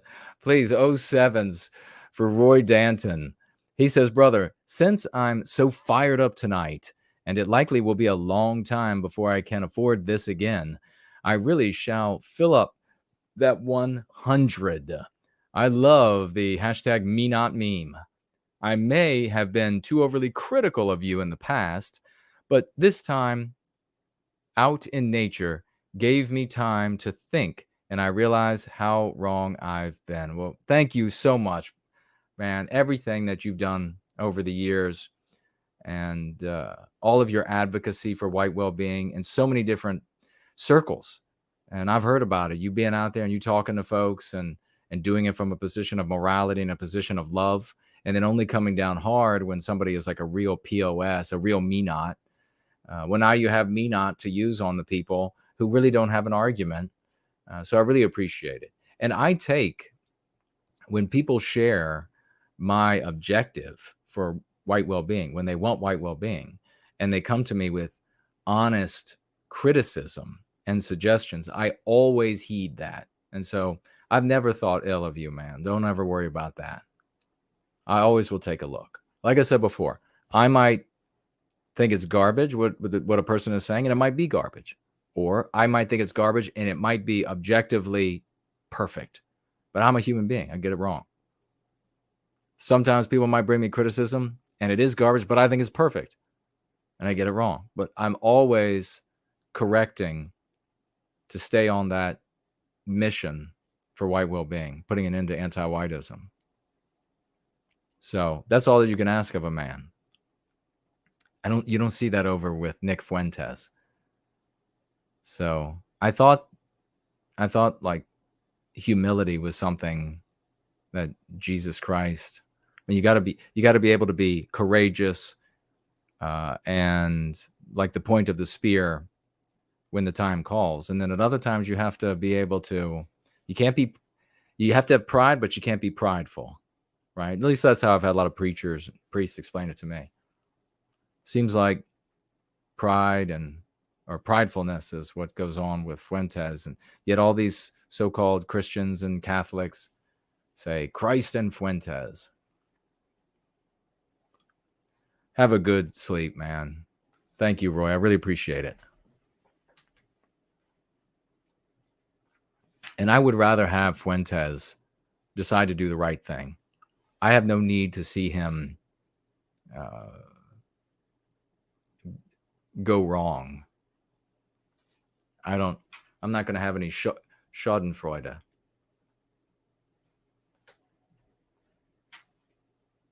Man, Brian, that is awesome. Thank you so much, too. And thank you to everybody who's been celebrating when I asked you for that. Why don't I go ahead and I'll pop this up and we can have it up so we can at least act like we're going to get started on it. We are, though. Look at this crew. Bunch of champs, huh? Brian says, you are a classic white man. Traditional, comfortable, safe, hardworking, capable. That was the quintessential definition of whiteness in times of well, yeah, the Western man. This is something I lament, Brian, man. You're hitting right on it. I lament it all the time that our people are just not able to see that anymore. You know, you have some like pretty girls show up and people are like, oh, support that. Have her be our prize fighter. They run right over. You have some other person show up and talk about like a sexual dysfunction. Like they are an incel. It's like some kind of a volcel, or I don't really know all their terminology, but, and again, these other, they have no problem learning terminology that is unhelpful for their lives. But then the me-nots will complain about concepts that we use here that will benefit them. And that's just the thing. So somebody comes up and they're just like ruined. How are we supposed, everybody's going to flock to that. How are we supposed to succeed? How are we supposed to do any better? We have to be like striving to be men and women of the West. We can't be celebrating, giving all of our time and talent and money to the defective in our midst.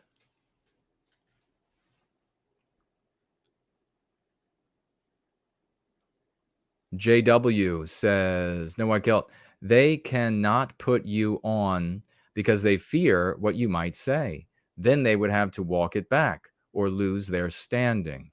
Well, that's the thing, is that if their objective is really the well-being of white people, then if I say something that is superior in its outcome and its effectiveness for that objective, that should be thrilling. They should want that, right? They should say, wow, we want more of this. We want more of this guy here. And they can honestly, that doesn't mean they can't continue to lead their organizations or create their content or whatever it is. But it seems to me like the appropriate thing to do would be like, yes, this works. That's great. and applaud that. But you're right. I mean, JW, it comes down to jealousy and being insecure, and then something else being more important to them than the well-being of our people. I mean, that's sad. Roy says the last E is like in East. Really? So that's a really hard E. I'll gladly show you in a Skype. Okay. Schadenfreude? I don't know. I'll have to practice it.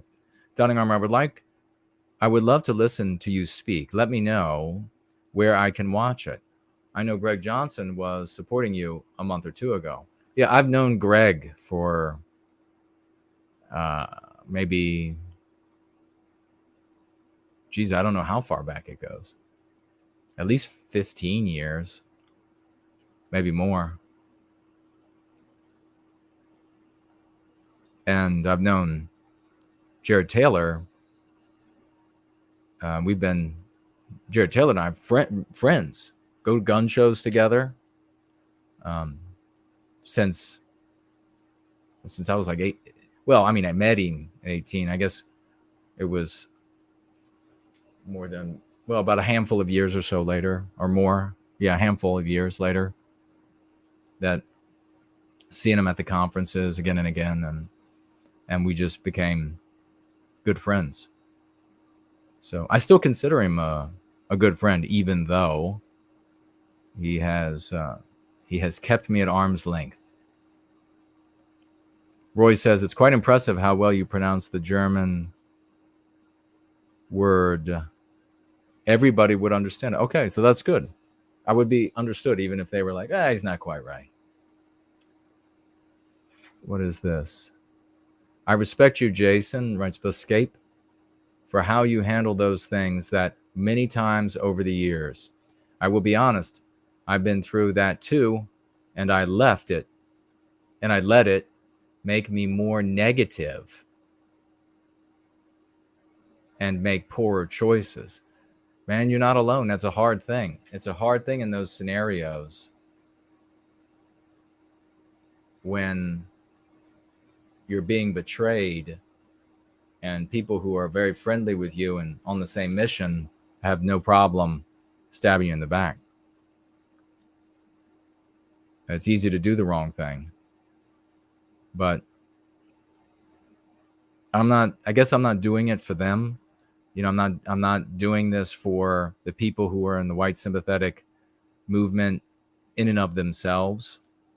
I'm doing it for our people as a whole. So that includes them, but in the inclusion of them,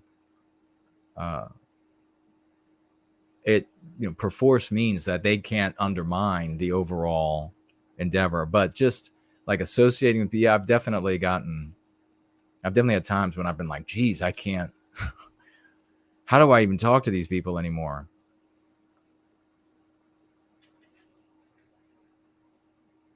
Have you heard about the controversy in Germany where women who turn down sex work can lose unemployment benefits? Oh my God. Is that real?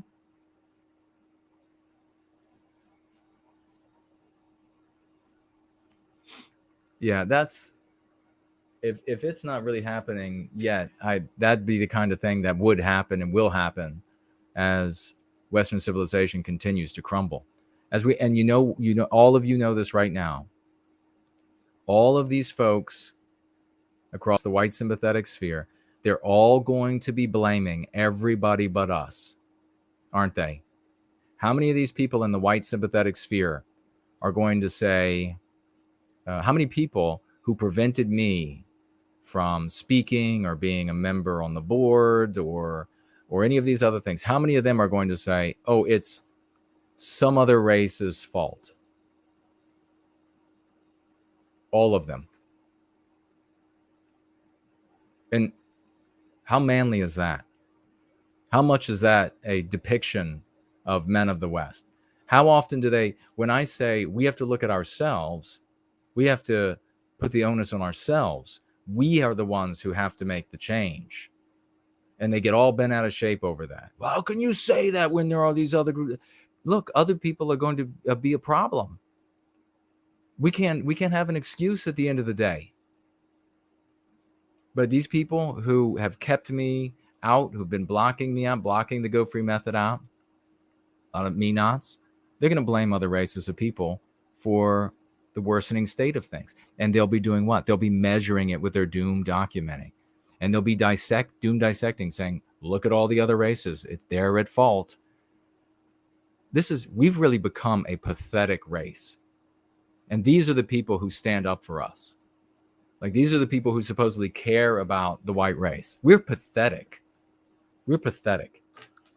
How many of the people, I mean, could you imagine a more pathetic scenario for the once great white race than a man of the West stands up again and again, and they're just like, no, not interested, block him, make up lies about him, not interested.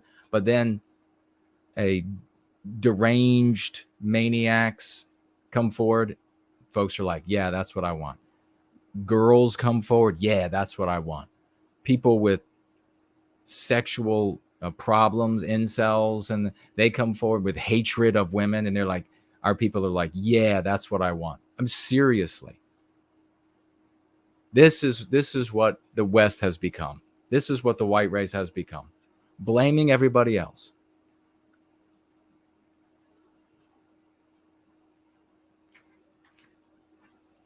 And there's no, like, this isn't a movie, unfortunately. Like, there's no, like, great turning point where, or at least not yet, where people are like, holy shit, we do need to take responsibility. What these people over in that white positivity are doing, they're the ones we should be listening to instead. That hasn't happened yet. Lunder is here. Great to see you, brother.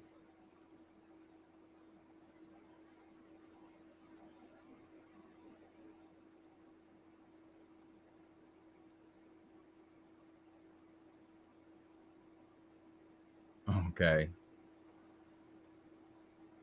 I think that Ladybug is going to sleep. Good dreams, Promethean dreams to you.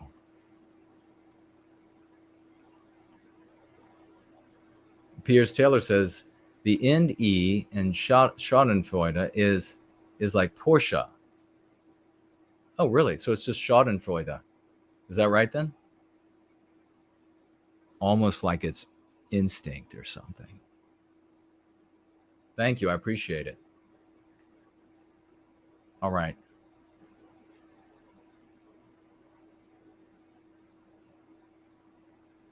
Yeah, and you think about the people like Jason Kessler.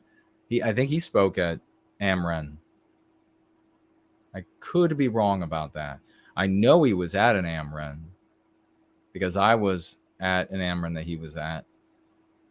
And God, so many others have gone through there.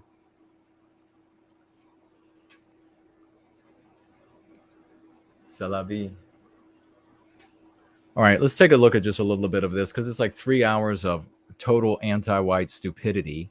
And I'll still, if you have any questions or comments, so tag me, please. No white guilt, tag me. If you write Jason, I might miss it. I apologize.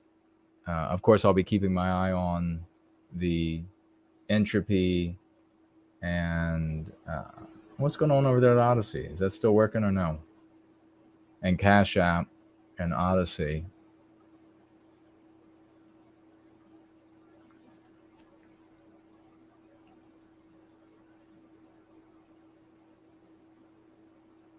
I don't know.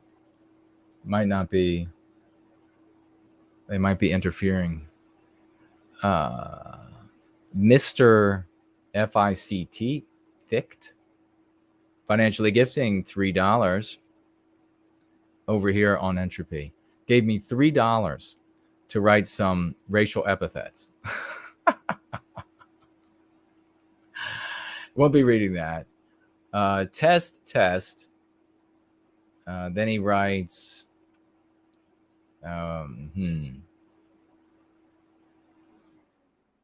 racial epithet, and then two words when put together, the AI hears it and it comes and looks.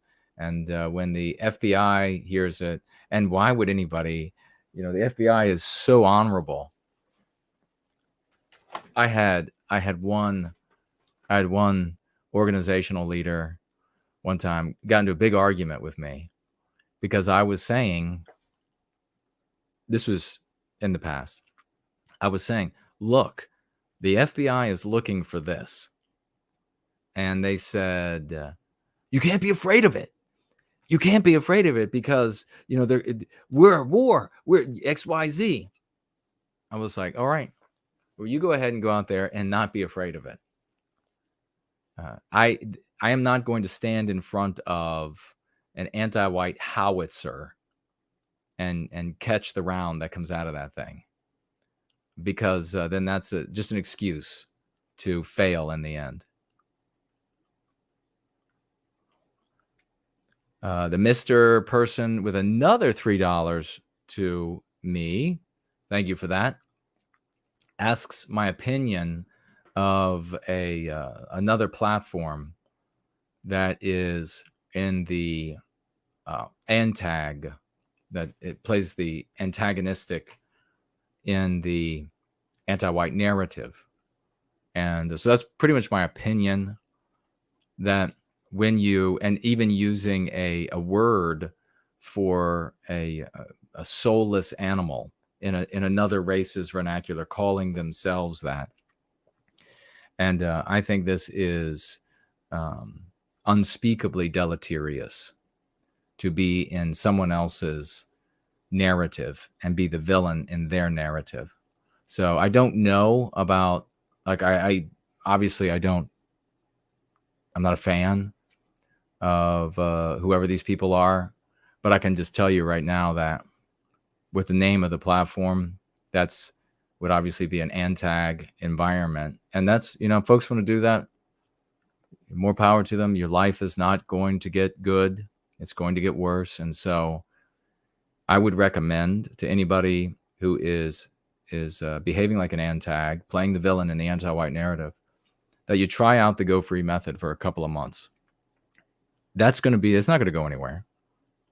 There are always going to be people who choose to play the villain in the anti-white narrative as like their means of advocacy, or if they're really advocating. Usually when I speak with those people, they're not really advocating for white people. They are advocating against another group of people. So I would just recommend that please check out the Go Free method. A couple months, if you like, hang out and learn about the way we do things and the way we look at things. And if you like it, then great. We would like to have you as a member of the white positive community here. And if not, then best of luck to you. And I get, like I was saying earlier, a lot of people do research and they discover a bunch of things. Some of it real, some of it not real. I don't know. It's not for me to decide. They discover a bunch of things. And sometimes when you discover things, whether it's all real or some real or part of it is real, you can really get like that zealot mindset. You're like, wow, this was hidden from me. And so I understand that. I get it. And, they really think this has got to be the thing. And they're honest about it. There's some people who are not honest about it, but there are others who are honest about it. And, but you can be honest about a lot of things that aren't good for you and that aren't going to salubriously or healthily serve your objective. And so this is where we can have a difference of opinion. I can say, I think this is not going to work. And you can look at the lives and what it's done to people, and you can decide. And you can say, well, I think your Go Free method is not going to work. Okay. That's best of luck to you. So thank you for the $6 though. And hope you will learn about how we do things. and where our focus is. I appreciate it. Morb says, I would love to see you debate destiny, but he dodges folks like you. Young Nick, is that Rikita? And young Grippa, who he knows will destroy him. He beats up on Lawrence Southern instead. Yeah, what I've seen of him is just a typical anti-white scumbag. And I was told that he considers himself a bisexual. And this is one of the things that we definitely don't do here. Your sexuality is in no way your identity. It's not part of your identity. What turns you on is not your identity. And anybody who tries to box it up and say, well, this is your identity or a chunk of your identity or something, is somebody who's trying to steal your destiny from you as a man or woman of the West. So don't let them do that. What you are attracted to is just part of your life. Like what you like. Could you imagine if somebody was like, you like ice cream, and so that's your identity? No, it's not my identity. I'm a man of the West. And so this guy's saying he's a bisexual, which really just means he's attracted to men, but he might have some sex with some women, which is not exactly what guys who are attracted to women want going on, right? Because very often that's how the rampant spread of disease that takes place in maybe most circles of men where they are attracted to men. Especially, we've been hearing about these big orgies and things for the monkeypox. I don't know how much of it's true, right? The ear is against the door. But then they go and they have sex with a woman, and then she gets whatever, and then she has sex with you. Another reason why you got to be very careful about who you're choosing to invest your time and your sexuality with. But yeah, so he's a anti-white guy who has sex with other guys, and Nick Fuentes calls that guy his best friend. His best friend. Brian, do you have a dream fallback state, if SHTF, or a state you recommend for Westman fallback position? I imagine you are a stand where you are planted type.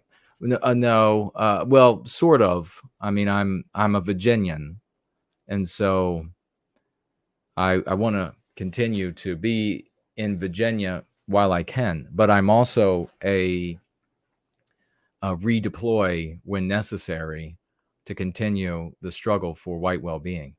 And I don't know that there would be a state. I've talked about this before, and people really don't like it. That I think the state that we have to be in is a state of mind. We might say, for example, move to Idaho, all of us, or South Dakota or something, or many of us. And then a year or two later, this anti-white government might start moving in massive numbers of some violent population from somewhere else around the world right to that town. What do you do then? Well, you have to be in a state of mind. Home has to be a state of mind. And so you'd have to be able to pick right up and go somewhere else. That's where we are. That's just the reality of where we are. We have to continue to advocate and spread the Go Free method because it works. And that will mean a lot of redeployment. As we come up to 1 a.m., that'll mean a lot of redeployment. It might mean that you might be able to move someplace where you could put down roots. I don't know. Maybe I would not have faith at this point in being somewhere for certain for 10 years. there'll be places that will be like that, but it'll happen. It'll be like, okay, now we know the places that lasted another 10 years. But I'm saying from a projection point of view, I would be of the mind frame that might have to move every 10 years. And that's just, you have to be agile. Oops, chat left.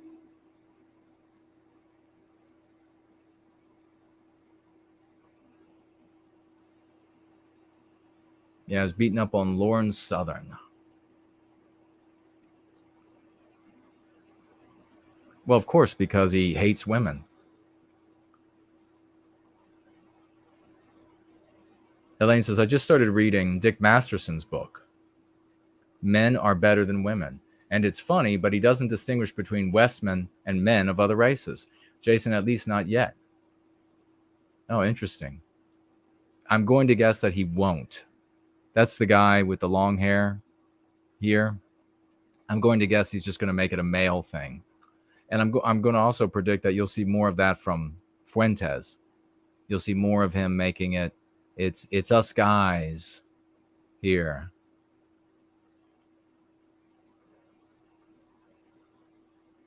But we'll see. Bastard of America says, white grievance, what's that? Complaining about anti-whiteism. Complaining about the victimization. So these people are all anti-white, so it's an absurd panel. The word guilt is very interesting here, writes Piet. No White Guilt is a very good name. The book with the Gerber, what is this now? Baby on the cover says it all.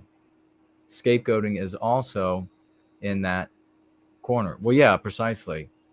And Born Guilty, I mean, that's how we are. We're white guilted from birth. And that's what anti-whiteism is all about.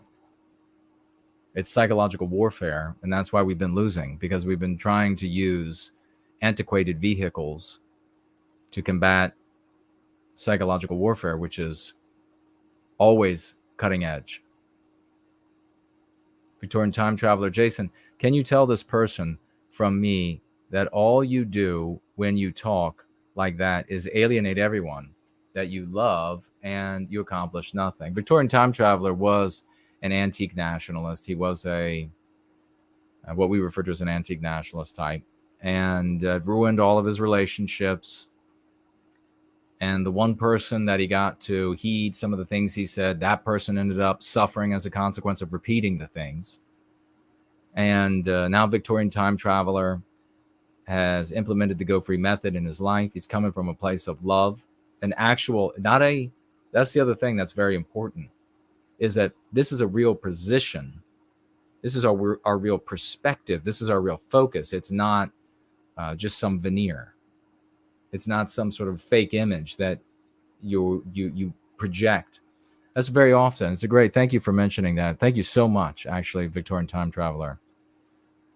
And it's a way that we are often misunderstood and misrepresented, is that they'll say, well, it's just all about the image. That's all they care about. It's just the image, as though we hold the exact same belief system and we are focused on non-white groups. And no, this is the actual position. This is my position overall, year after year after year after year.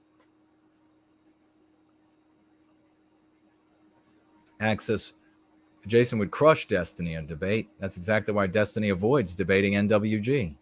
Yeah, they're all just going to ice me out.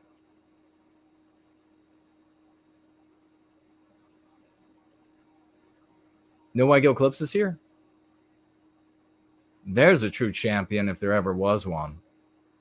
I wanted to say, if he's here publicly, so that we all can share the sentiment for this, because we celebrate him.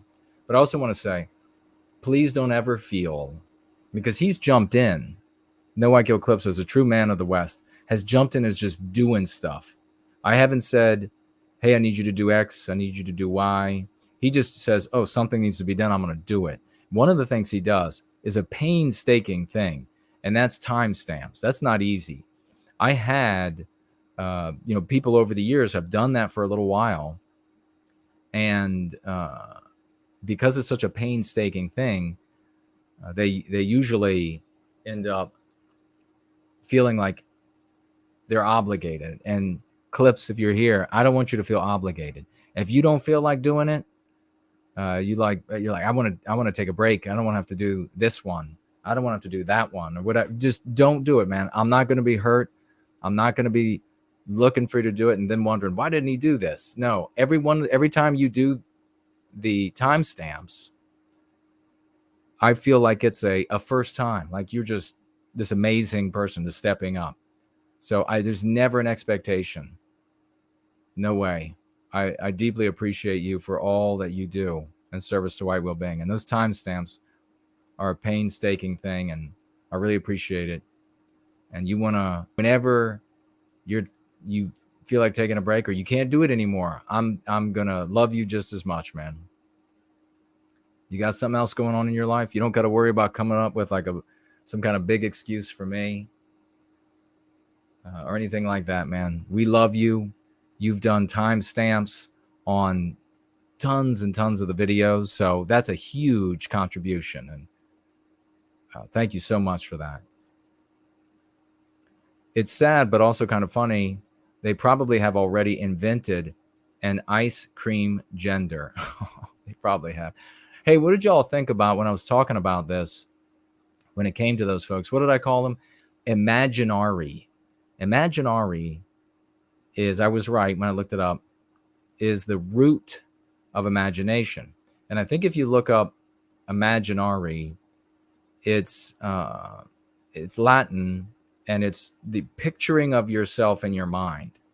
So I think to say that someone is an imaginary male or an imaginary female is a objective, accurate thing to say about somebody who is born, say, with a penis, but then sees themselves as a woman, rather than allowing anti-whites to tell us that you call that person a woman. And see, that's what conservatives and Republicans and everybody just make this error over and over again. Like I was explaining on the other video with Hannity and Testiclops, Holly, that they just accepted that, okay, they get to decide what a man or a woman is, and then I just get to play dumb and say, well, how can a man have a baby? When they know exactly that a man can have a baby when a man was born with a vagina and a uterus and ovaries. So if you're going to let them appropriate those words and then make them mean whatever they want them to mean, then you lose.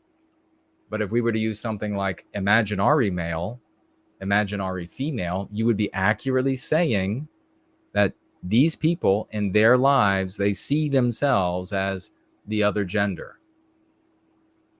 That's exactly what it means.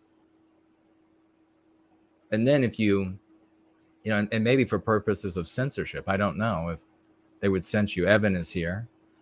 They would, says Alaska calls. Awesome. If you're from Alaska and watching, tell all your Alaskan buddies. And then maybe, like I was saying, they want to press you on the differentiation. You say, well, natal male, natal female. The way you were born, what sexual organs you had or whatever. But there was something else that I was thinking about that too. Maybe it'll come back to me. Hake is in the live chat, ladies and gentlemen, the one and only. They're going after Coeur d'Alene, Idaho, and any place people have gone to escape. Yeah, we covered here on this channel the literature, and I was absolutely attacked by the me-nots because they said, the government literature, that they were identifying the zip codes that were the whitest, and that is where they were going to send the diversity. And when we said this, all of these sort of like quizzling isolationists were but me-nots, that's really what they are. They attacked. They were like, oh, how dare you? They're not doing that. That's exactly what they're doing. But that undermines their bit, by saying, well, we're all going to move here and it'll be fine. We're all going to move there and it'll be fine. Just give that person tons of money and then you can move over there with them. I got attacked by all these Benjamin, what's his name? Benjamin something fans. They call themselves bears. I don't know why I think he's mocking them, because I think that's an interest of some men who are attracted to men. They like them hairy. And I really think he's trolling them. But they attacked and they said, oh no, he's building a community. And then come to find out, yeah, people stopped talking to me. And they said he's building a community, and you'll see. You don't know. And these people said they gave him money, tons of money. And I was like, doesn't this guy have money? What are you doing? Well, he's going to buy property. He's going to build and everything. And then come to find out, it's just like a little chunk of land, and it's like what is it? You can go and vacation there. It's like a timeshare. You invest money, and then Benjamin Owen, is that it? And these people who stopped talking to me, they never came back. In the absence of Western identity, people fill the gap with very strange things, like a literal cake and ice cream gender. Yeah.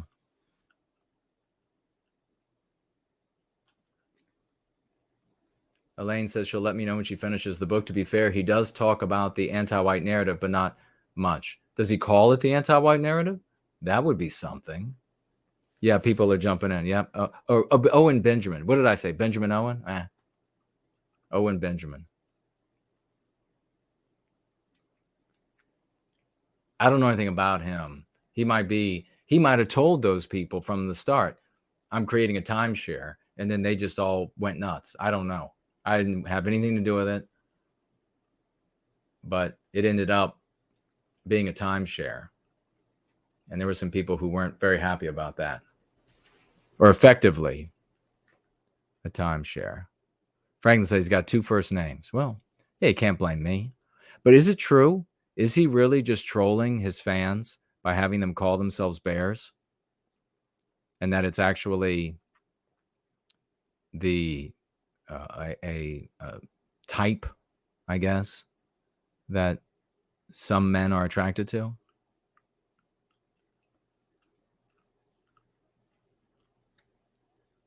IJB says the Berenstein Bears. I don't know.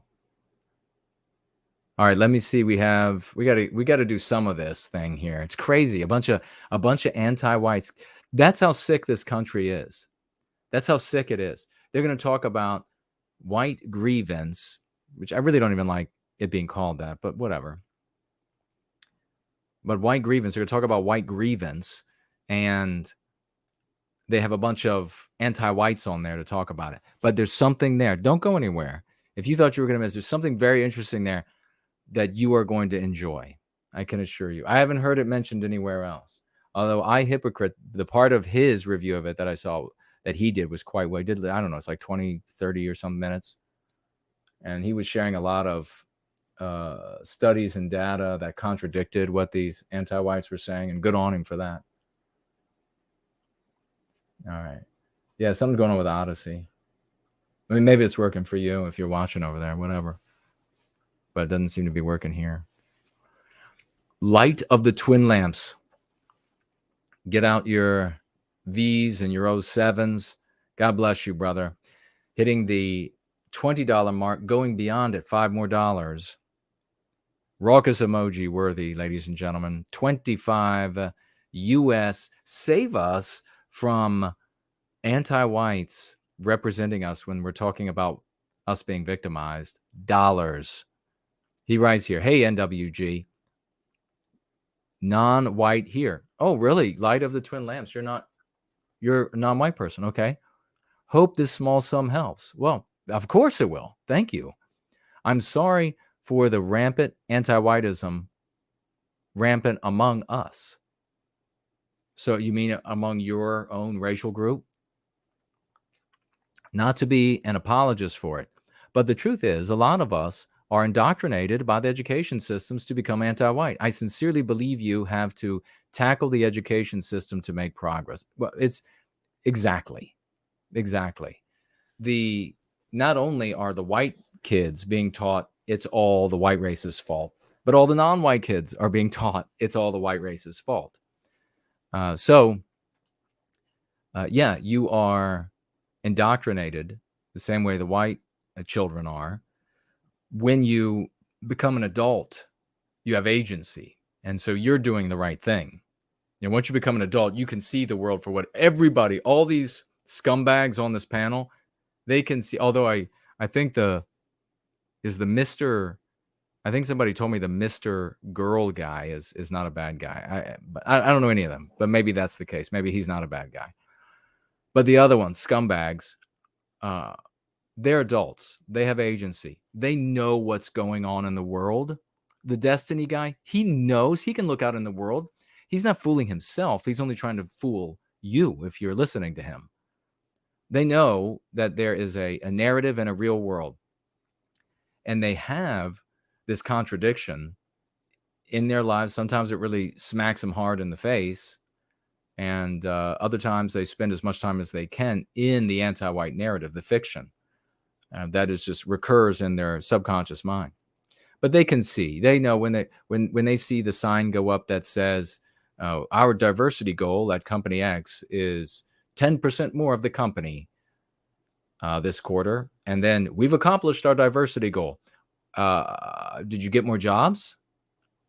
You'd have had to increase by quite a few more jobs to add 10% more employment. Oh, no, we just got rid of the white people. So people know that. So what they do, though, is they justify it. It's good that white people are victimized. It's good. And see, that's the problem. So thank you for speaking up. I really appreciate it. And thank you for the financial gift. That really says a lot. And we have the thing that's different, very different about non-white people participating in the struggle against the great evil of our age, anti-whiteism.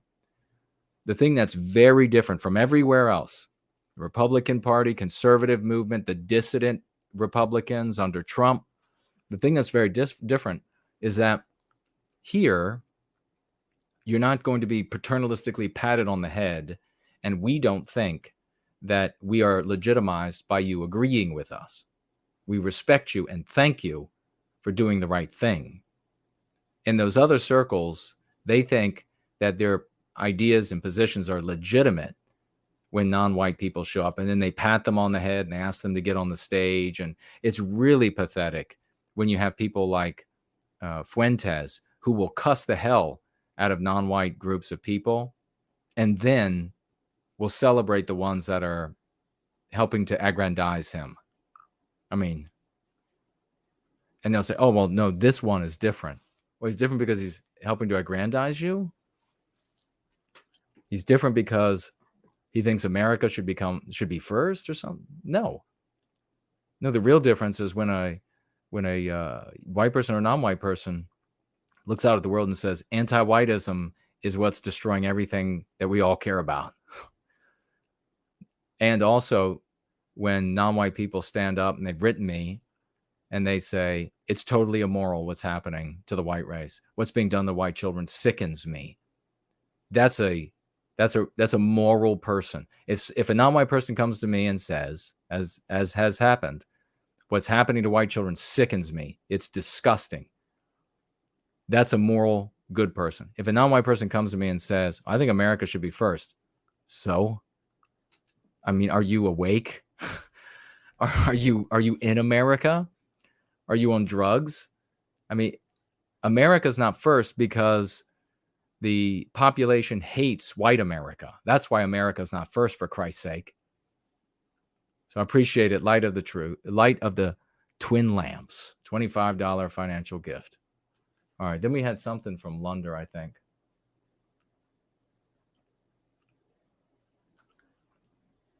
Off-topic question. are Hispanics in Mexico Western. They speak a dialect of Spanish, and some can pass as white. I'm sure what most Americans think about. I'm unsure what most Americans think about this issue. There are white people in all Central and South American countries, and they are some of them are 100% Spaniards. And that's why they look white, because they are white. Some of them have a very small dilution in their heritage, or very small amount, I guess, in their heritage of something other than white. But they've really stratified in large part based on how white or not white they are. So, but there are wholly white people, and it's not like they're the majority or anything, far from it, but there are white people in Central South America that are many generations. They've just been making the decision when it comes time to get married and have children to have them with others who are similar to themselves rather than more similar to some of the other strata in those nations. And you know what's funny? I got to get to this damn video. It's getting late, but at least some of it. But I was in a conversation with a woman from, maybe she was from Chile. I can't remember exactly. But she was not white. But she was also not, like, she had some white genetic heritage, some Spanish heritage, but it wasn't much. However, we started off the conversation, and I can't recall exactly how we were talking about whites being victimized here in the United States, but she started talking about how white people were this anti-white slur. Most white people were this anti-white slur, racist, and this sort of racism and so I decided to play a little game on her, intellectually dance some circles around her. And I let the conversation go away from that. And I told her, I said, those are anti-white slurs. It's really just unspeakably awful. I don't want to talk about that stuff. So we got away from that and brought it back to her country that she had come from, and got her talking about that. And then I said, well, do you have like I can't remember exactly, but I think I started off with like an economic, like, do you have like stratification on like wealth? Like, you have some of the really poor here, and she said, oh, we really do in my country. And I was like, well, what are some of the characteristics? And got her talking about it. She had completely just did not see the trap she was walking into. And before you knew it, I had her talking about the castes below her. And she talked about how dark and violent and criminal they were, and how they live in these filthy, and they all have, she uses her words, not mine. There were names for them too. There were like 3 different groups or 2 different groups that were lower than her, the caste or strata that she was in. And it was just the most vile. Like, you can't go to the towns where they are because they just want to carjack you. You can't, they're low IQ. They're just, they're all criminals by instinct. That's what she was talking about. I was like, really? And I said, they're like fundamentally genetically different from you all, your family. Oh, yes.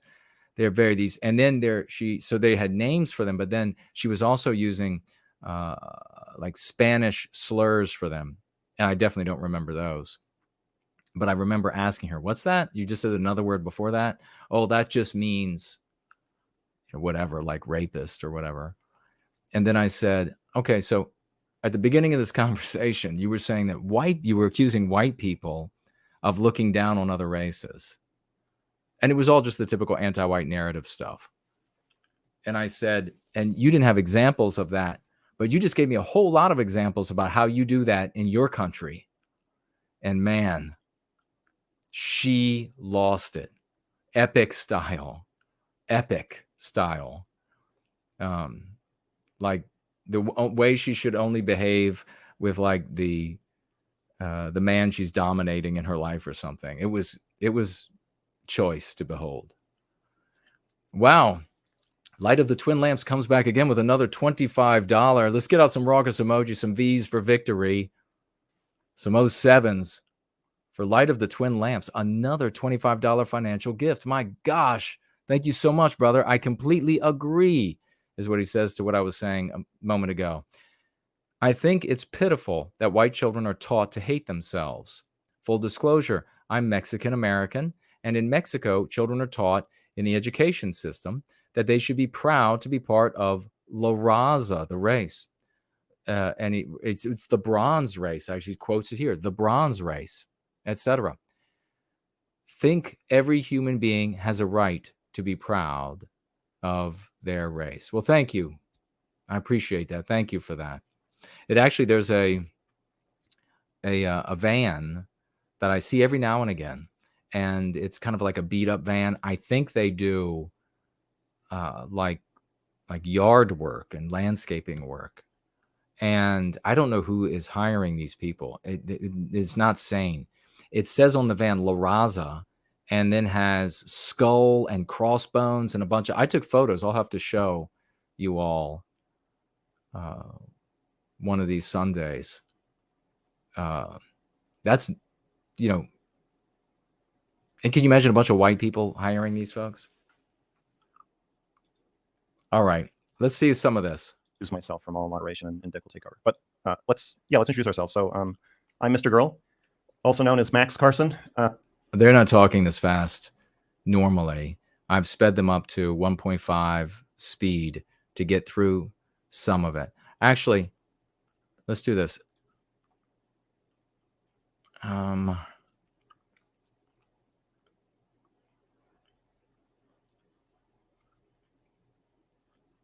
right, give me 1 minute and 16 seconds, and I'll be right back. I want you to reach out in love. I want you to let those brothers and sisters remind the babes. Let them know that even though the anti-whites wield so much power, that we are winning every contest with them, and that it's only a matter of time. Tell them that they can be more than they are. Tell them that they can stand up for Western kind, Western civilization, and everyone who lives in Western civilization of all immutable characteristics. Tell them that there's a way that they can stand up for it in love with the moral high ground. Be gentle with them at first.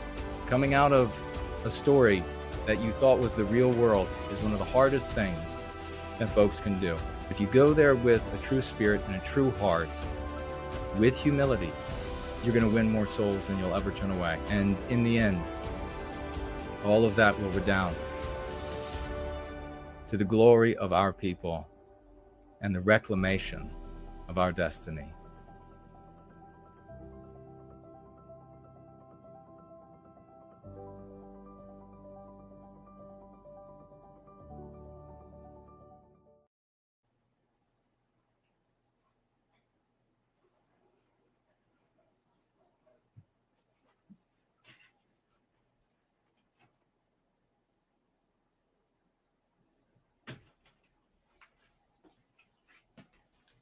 Friday nights with no white guilt. That's where we are. That's a fantastic video, isn't it?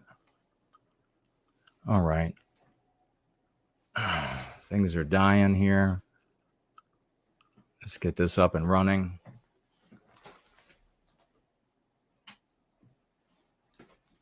So we won't have any problems while we look at this. And, all right. Friday nights with no white guilt. We should start a new show. And I'll do some of that. What is it?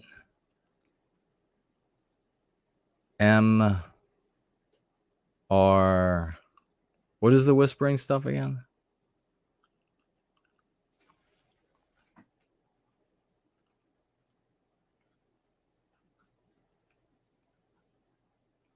That's one of the reasons we need to recapture our destiny. Our brothers and sisters in South America are surrounded and outnumbered by anti-whites completely. ASMR. That's it. Alma is here. Great to see you, and thank you. Franklin is in there. Lunder is in there. Axis is in there. As Mr.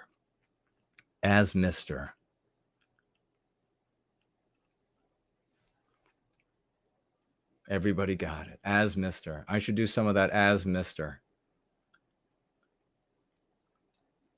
Would Mexico be a valuable asset to a greater United States? King Kuna.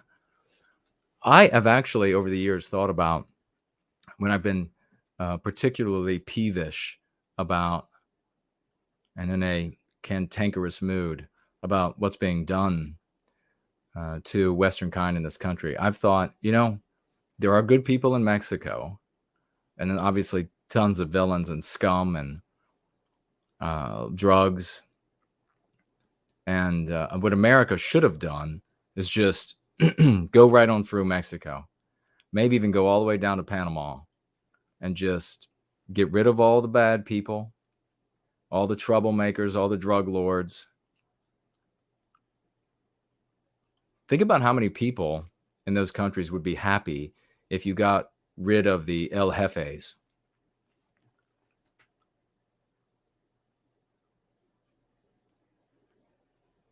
Okay, so he did not, Dick did not use the words anti-white narrative, but he alludes to it. Yeah, we need to get people using these things. As Mr. I could do some as Mr. Do they whisper all the time, or do they ever put any vocal cord to it?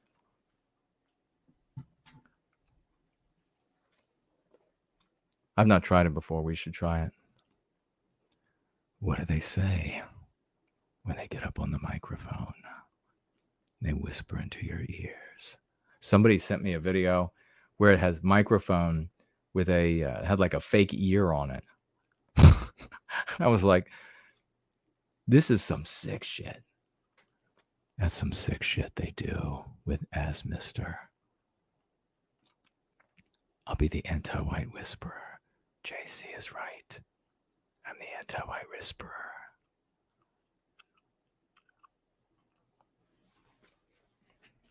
I could whisper. See, that's the thing, is like you're whispering sweet nothing. I could whisper sweet awfuls into the ears of anti-whites. You're scum, anti-whites. All right. Light of the Twin Lamps. Thank you again. I appreciate that. Thank you for speaking up. I don't think I missed anything. Amma says, I must be tired. This is cracking me up. Yeah, maybe I should always do my shows 1:30 in the morning, because then I'll easily be able to tear people up with laughter.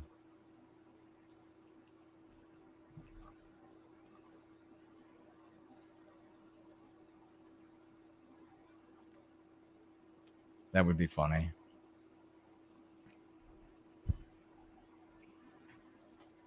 This is what I could actually whisper. No, if you have like an anti-white family member, or maybe your roommate's anti-white, you just take your phone when Jason is doing as Mr., and you can set it right beside their head. And then I can be like, we're watching you. You can't escape us. We see you, anti-white. Change the sheets. You've just pissed yourself.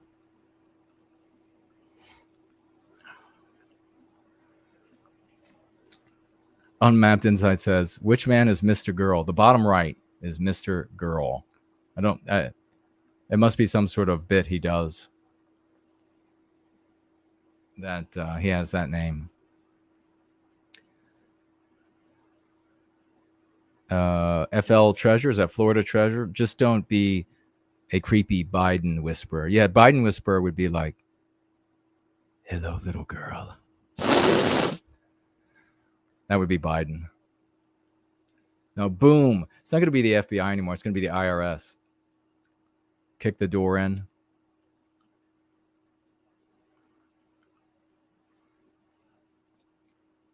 All right.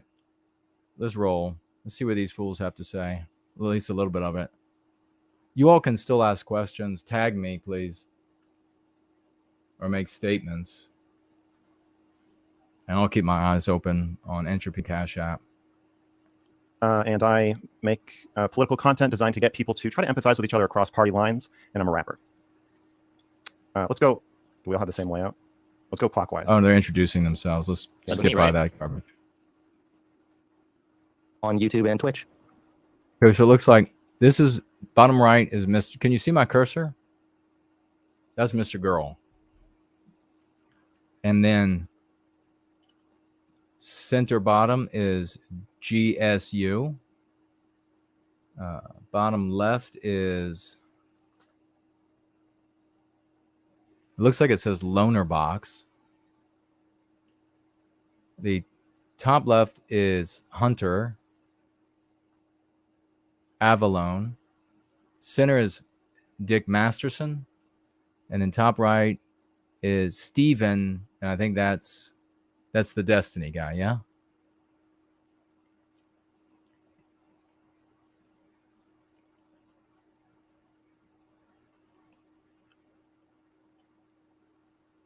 A big thank you again to everybody who financially gifted during the stream.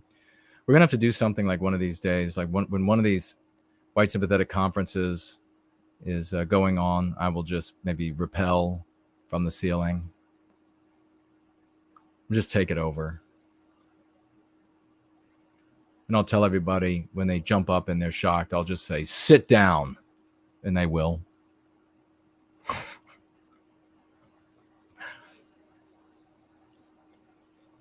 And then I'll say, now you're going to learn how to recapture our destiny. Dick Masterson, I'm the host of the Dick Show. I've done some other come things. on I'm here with this. Steven? Destiny. Okay. I'm going to read my introduction. Come on. You're white. Okay. Is he? Often when I explain this to a white progressive, I'm about three. He's going to, I guess, Jesus read Christ. us into the beginning of this debate or conversation. I'm going to read my introduction. Jesus Christ. Let's see what he says. Hi. I'm about 3/8 Jewish, half white, and 1/8 South Asian. Often when I explain this to a white progressive, they smirk and they go, you're white. I always feel a flush of anger at this, partly because they're dismissing the copious amounts of anti-Jewish racism I experience, but also because they're insulting me. Copious amounts of anti-Jewish racism. You know that most Jewish people, they won't pair the word racism with Jew or Jewish because they know that it's far less powerful than having a single word, which, by the way, I was out ahead, and I have a tweet pinned to my Gab about this. I was out ahead of their biggest and brightest organizations by saying anti-whiteism is one word, it's one thing. And then many years later, and this was a couple of years, maybe it was a couple of years ago or a year ago, they ended up saying it's just anti-Semitism, just one word. And the reason why is because it's far more powerful for it to be a single concept. Ah, okay. So I guess they're going to be pairing the anti-whites or racism with anti-white. Never do that. Anti-white, racism is the concept that defeated Western civilization. So we never use it. It's a slur. And when it comes to your children, you can say it's a bad word, far worse than the F word, because it is. It destroyed a people. It destroyed a civilization. So we do not say it ever, because it breathes life into it to use it. So you don't couple it with anti-white. There's no such thing as anti-white racism. It's just anti-whiteism. And a great demonstration of that is that wherever you encounter anti-whites, they will give some sort of lackluster comment just to brush away objection to the concept racism by saying, well, anybody can be racist. And then they always follow it with a but. And then there'll be any number of meme pathogens to justify its its applicable definition, its definition in the minds of people, its definition in law, its definition in corporate code, its definition at universities. So its definition in the dictionary is totally immaterial. It's the way it is defined in people's heads is where it matters. And anti-whites dominate news and entertainment media, universities, and so they have determined the way they have effectuated the way that it is defined in people's minds, which is that the white race is evil. This word encapsulates the evil of the white race, and the white people need to feel white guilt for it. That any defense of the well-being of white people is a sign of evil. Any attempt to end the victimization of white people is a sign of evil. They will use this word racist, this concept, for all of those things. So that's why we don't use it.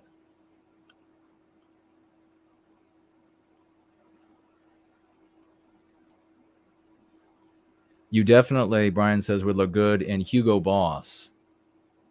No shade, no cap. I look good in everything, my friend. But thank you for that.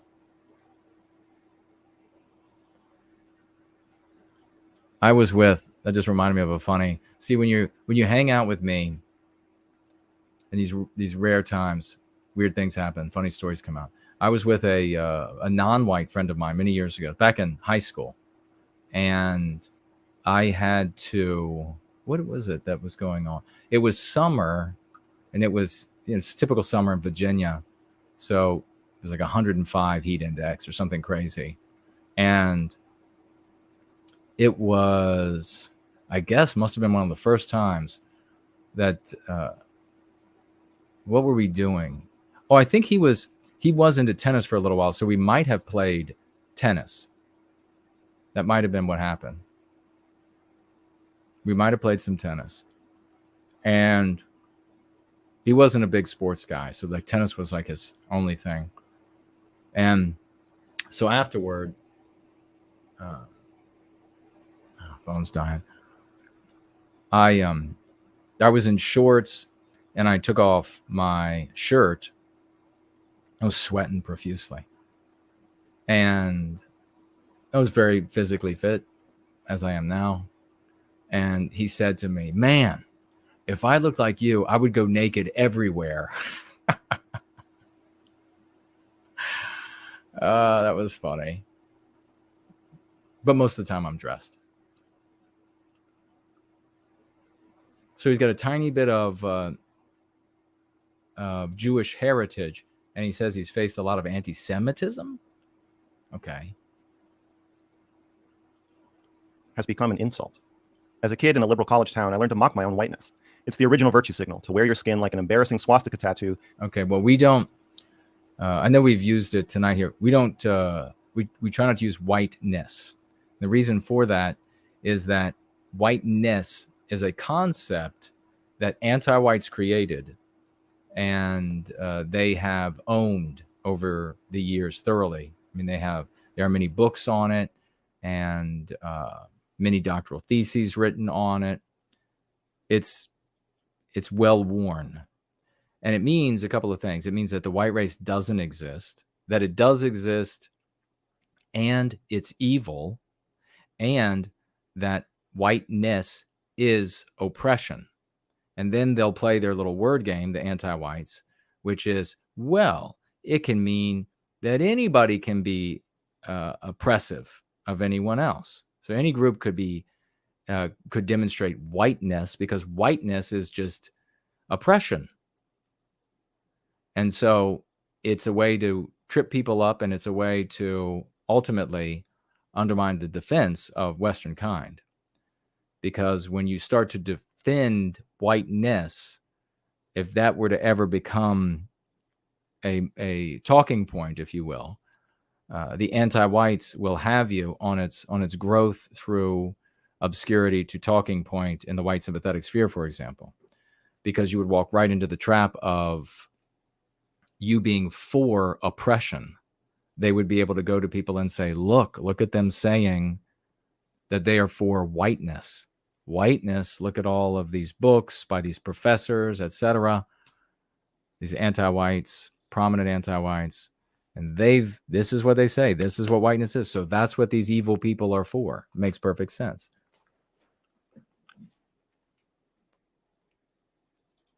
You have to continuously explain for the rest of your life.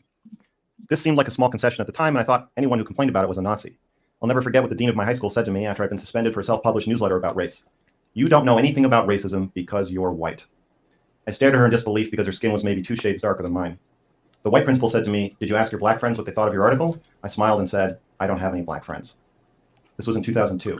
My hometown of Amherst, Massachusetts was the origin of this anti-white cancer, the raccoon city of the SJW virus, and I did... So calls it anti-white cancer. He's being attacked, I guess, having his opinions invalidated because he's perceived to be white. I don't know if he identifies as white, and I'm not going to make like any genetic call. I will accept whatever if he's going to say that he's this mixture, then that's what he is. All right, but he's saying that he's being perceived. Now this I want to get to, because I know people might be getting ready to fall asleep. So I want to get to the really exciting thing. What's happening with all of these folks here? Well, not the GSU, but the other ones. What's happening with these guys? Well, when you look at them, they are going to be perceived to be white. Certainly by anti-whites. They're going to be perceived to be white. You're not going to be able to say, well, this guy here, Mr. Girl, is, 1 whatever % Jewish and 1 whatever % Asian or whatever he said. And maybe this guy, Dick Masterson, is going to be able to say, well, he's Mexican or half Mexican or whatever he is. That's not going to matter to anti-whites. You see, what's happened is exactly what I predicted would happen and is happening. And we'll see more of it. And that is that anti-white ideology is particularly burdensome to white anti-whites because they have to wage war on what they quintessentially are. They have to go above and beyond what a non-white anti-white has to do to demonstrate how truly anti-white they are, how dedicated they are to anti-whiteism and the victimization of Western kind. As anti-whiteism has gained the power that it has gained,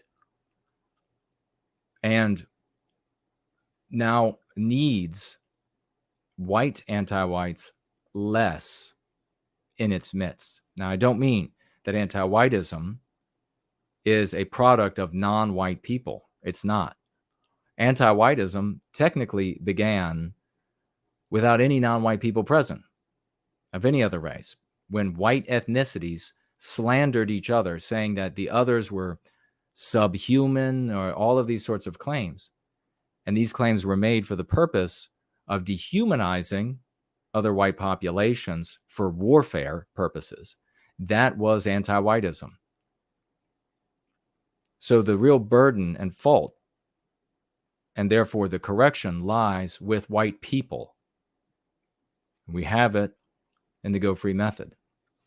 Having said that, in anti-white circles, non-white anti-white people don't need the white anti-whites as much as they used to.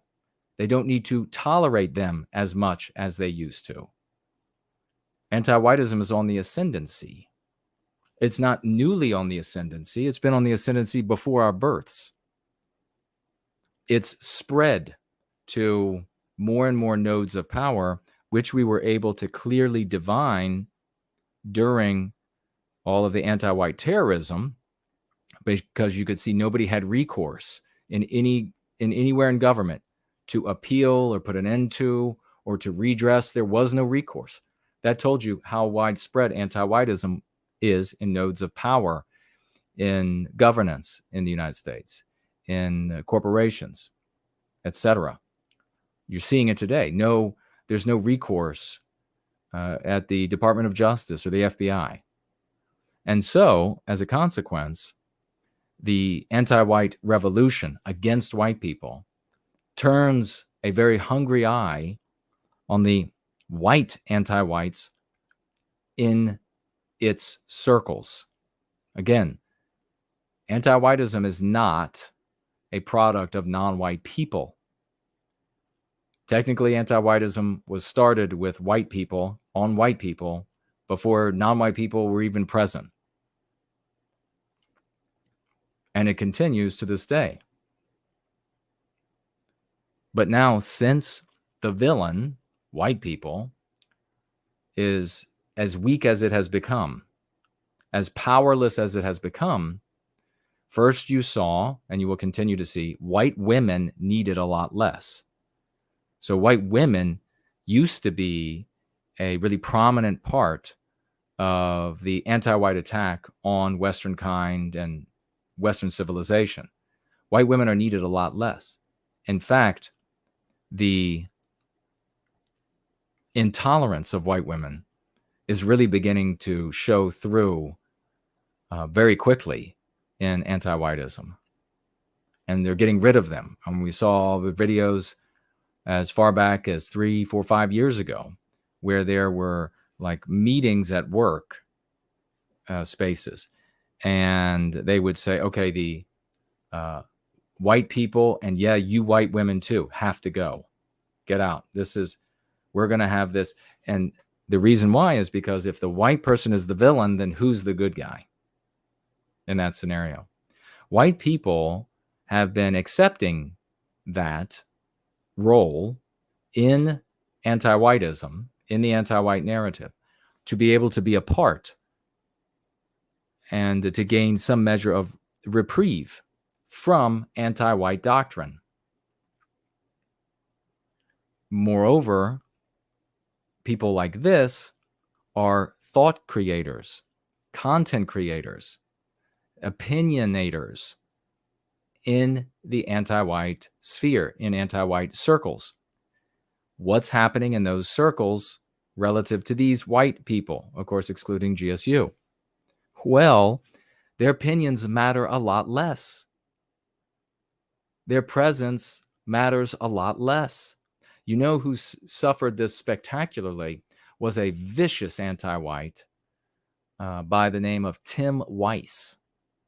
And he would go from university to university, just excreting and vomiting the most vile anti-whiteism that you could imagine. And he would be paid big money by anti-white groups at these universities. And finally, since the anti-white narrative says white people are evil, now I think Tim Weiss is half white, half Jewish, so that's enough to condemn you. The non-white anti-whites began to question, why are we allowing this half white, half Jewish guy to lecture us and to pay him big money for this, even though he's saying totally anti-white things that we endorse and agree with? Why are we allowing him to lecture us? I mean, how is this different from the days of yore that we have in our anti-white narrative that we talk about? It's pretty much the same thing. So there was a period where, and I don't know what's happening now, but this Tim Weiss POS was being attacked left, right, and center by non-white anti-whites saying, sit down. You've had enough time. Your time is over. It's our time now. We're the good guys in this story. It's time to hear from us. We've heard enough from you. Well, my friends, that's what's happening to all these dickless losers. Doesn't it make you feel good? They're complaining to various degrees about now being found to be irrelevant. Why do anti-whites need to hear from them anymore? Why do they need to hear their opinions anymore? And it's not just the non-white people at home that are saying this, non-white anti-white people at home that are saying this about these guys. It is also the white anti-whites at home that are saying this about these guys. We don't need you. We don't want you anymore. You're the bad guys in this. Why would we allow ourselves to be lectured by a white guy on anti-whiteism? You've had your time in the sun long enough. Oh, but wait, I have so many this percentage or that percentage. So what? You're white presenting. Ergo, you're a white guy. In their mind, that's how it works.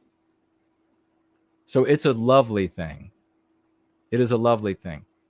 This is a sign of the coming event horizon that we talk about.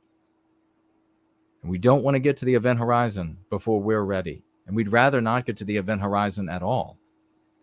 But this is a sign. I've talked about it for many, many years. And when it first started happening to Tim Weiss years ago, I was throwing parties.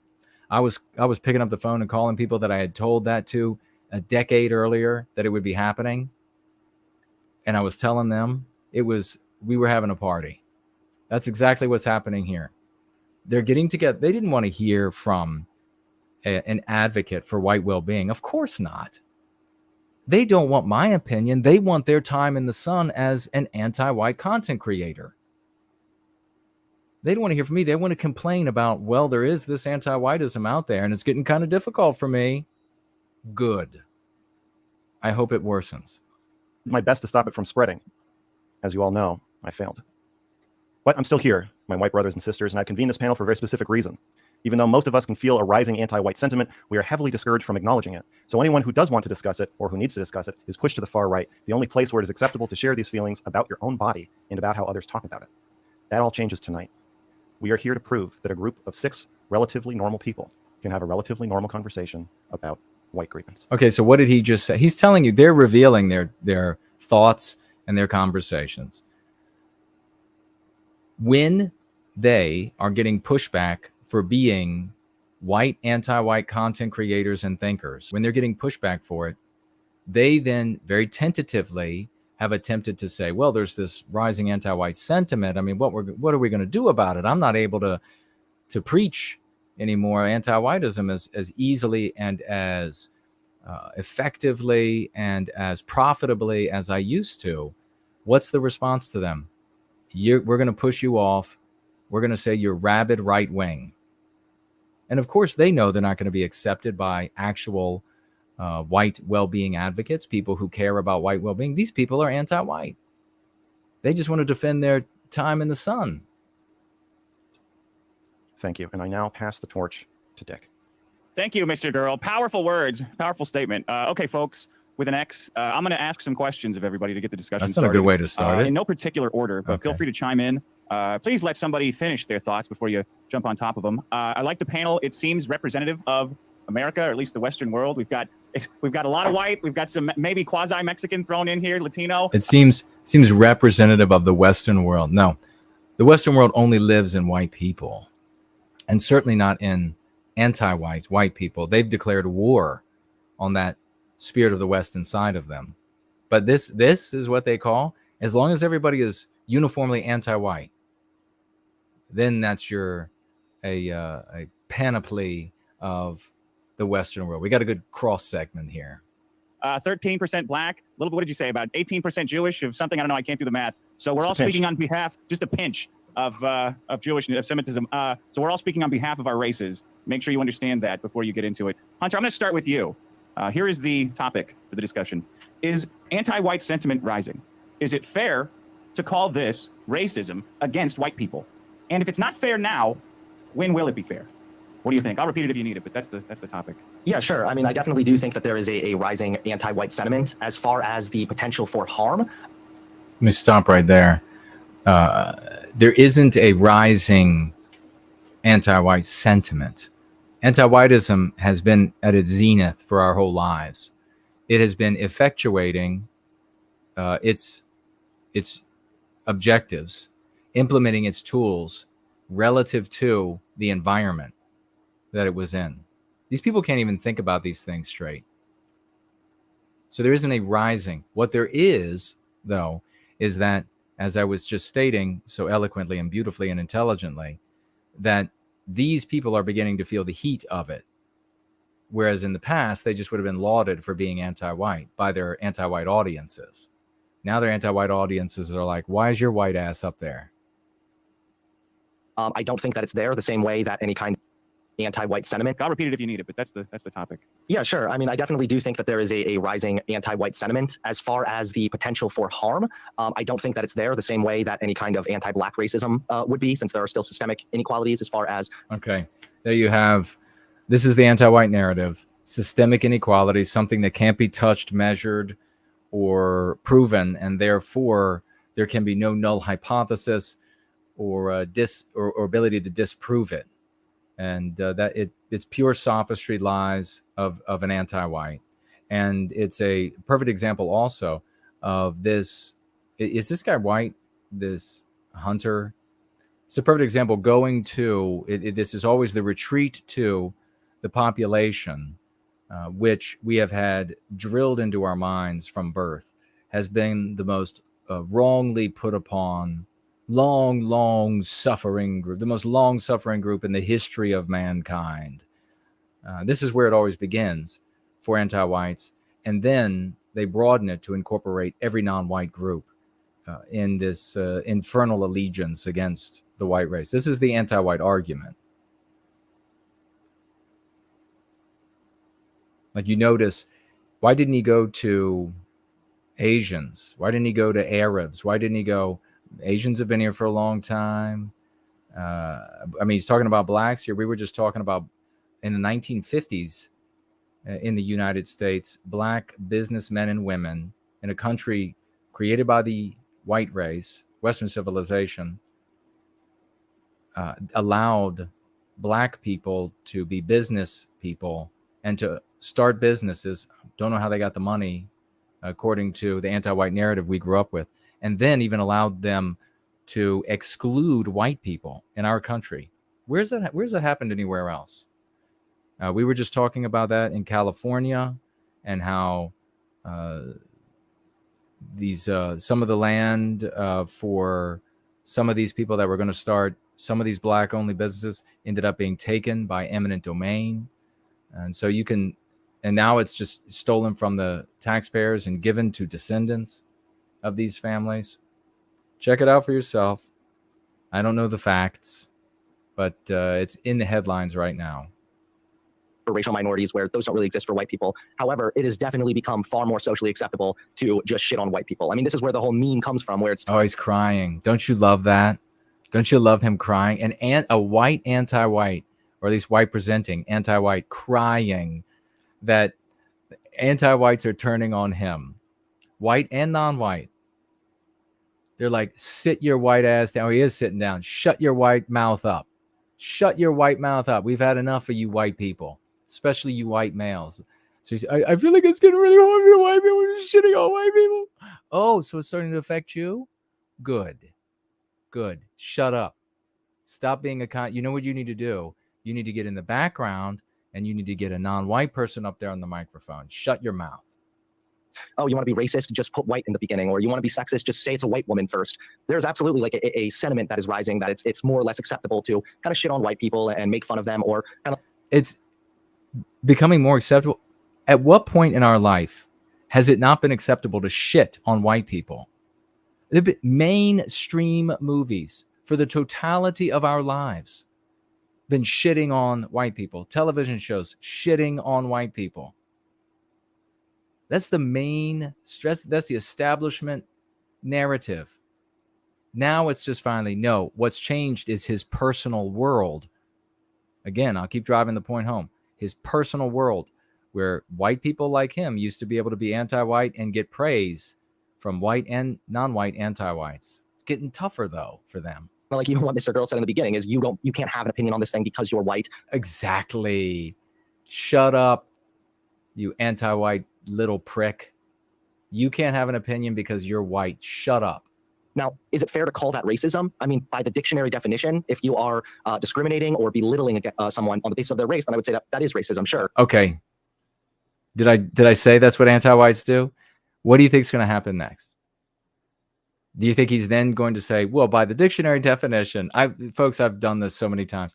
By the dictionary definition, it's this. Oh, sure, of course. But, and then here comes, it'll be different things. And for different ages, the different mean pathogens might be something like, well, it's power and racism. That's the real racism, right?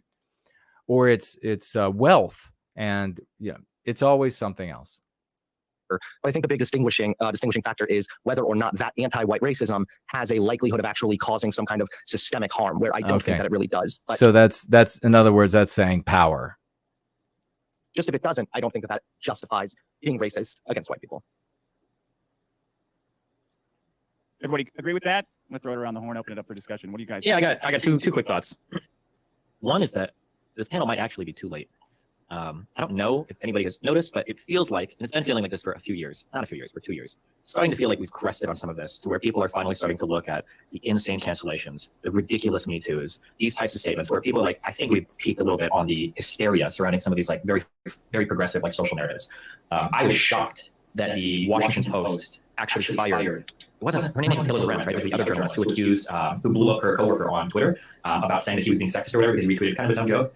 The fact that the Washington Post actually fired her for that was unbelievable. I didn't think that would happen. So I kind of wonder if, Felicia saw this anyways. I kind of wonder if we've gotten past maybe the worst of it, or we're in the worst of it right now, and it's going to start to swing back. That's one kind of thing I wonder. The second thing is sexism. Talk about racism. They use these kind of like crazy definitions. And they talk about white people. I think there's an unfairly high burden placed on white people, as strange as it is sometimes, when it comes to dealing with certain types of actions. Like if you make fun of somebody for their skin color, they're probably going to feel bad for it. That's probably going to be almost universally true. The idea that white people are somehow immune to that and every other social group is not is just kind of strange. Okay, so once again, this is an anti-white starting to feel the heat of his ideology. It's not going anywhere. It's not going to get better for him. There's no cresting. The anti-whiteism is going to continue to turn increasingly hungry eyes on white content creators, white leaders in anti-white circles. People like this, they will have to try to inch away from that. That's a prediction I'm making.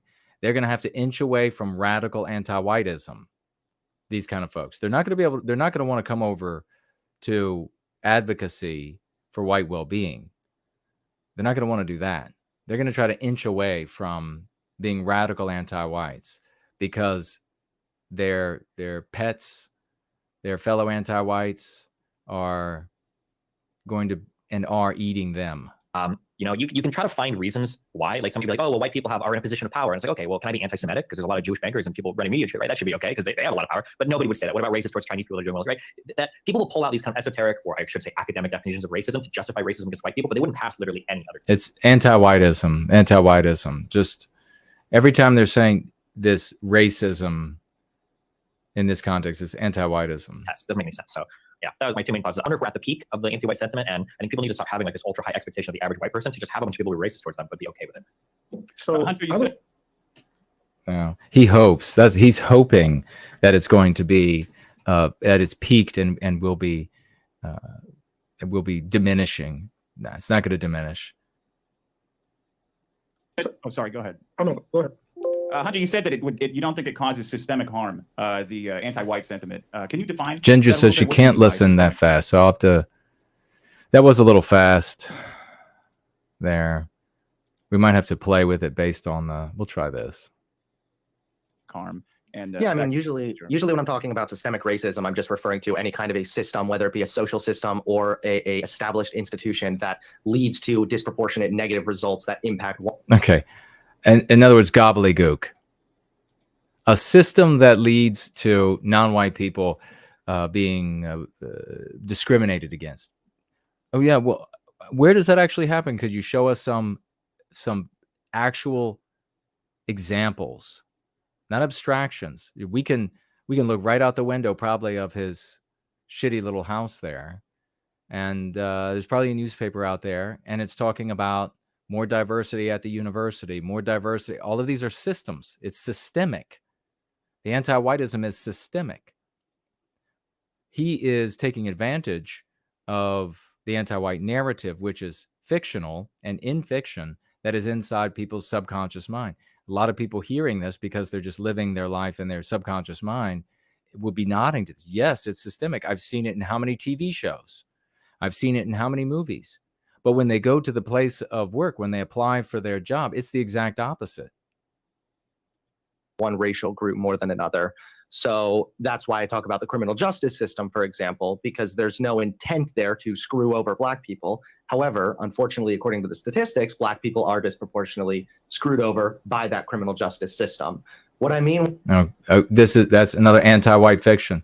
And when you come upon an anti-white like that, and they just want to give you these fictions, like well, the criminal justice system is somehow geared to harm people. Now remember, the system, a machine, and a set of ideas that are put into motion by human beings, right? A system. He's anthropomorphizing the criminal justice system as though it's this monster that for some reason is more hungry for black people than it is for anybody else.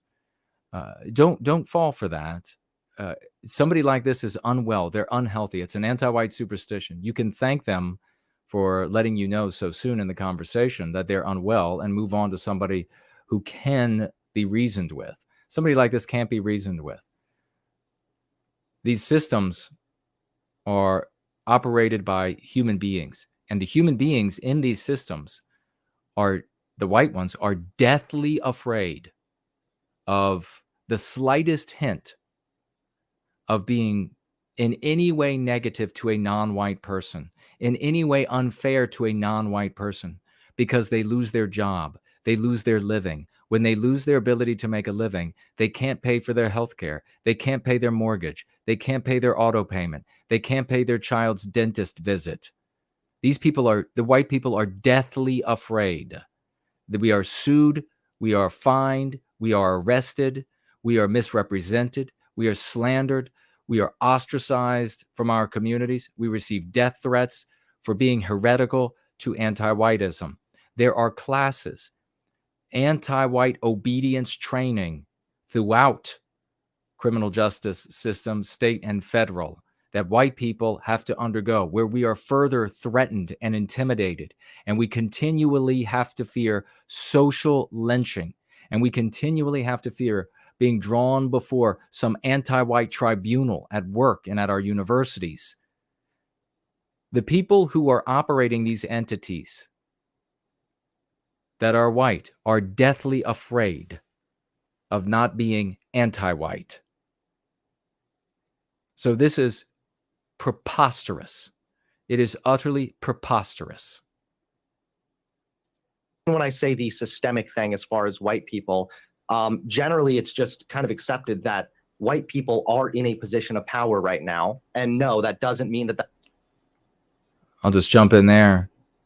White people in a position of power for an anti-white means that white people are benefiting. The implication there is that the white people in power are helping other white people. White people in power are anti-white. No one climbs the ladder without being discovered to not be anti-white enough.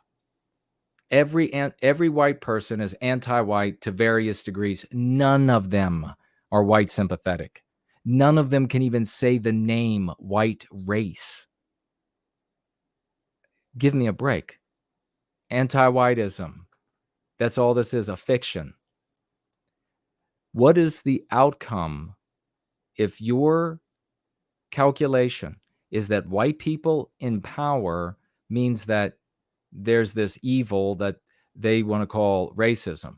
The only cure to that is no white people in power. That is the anti-white objective.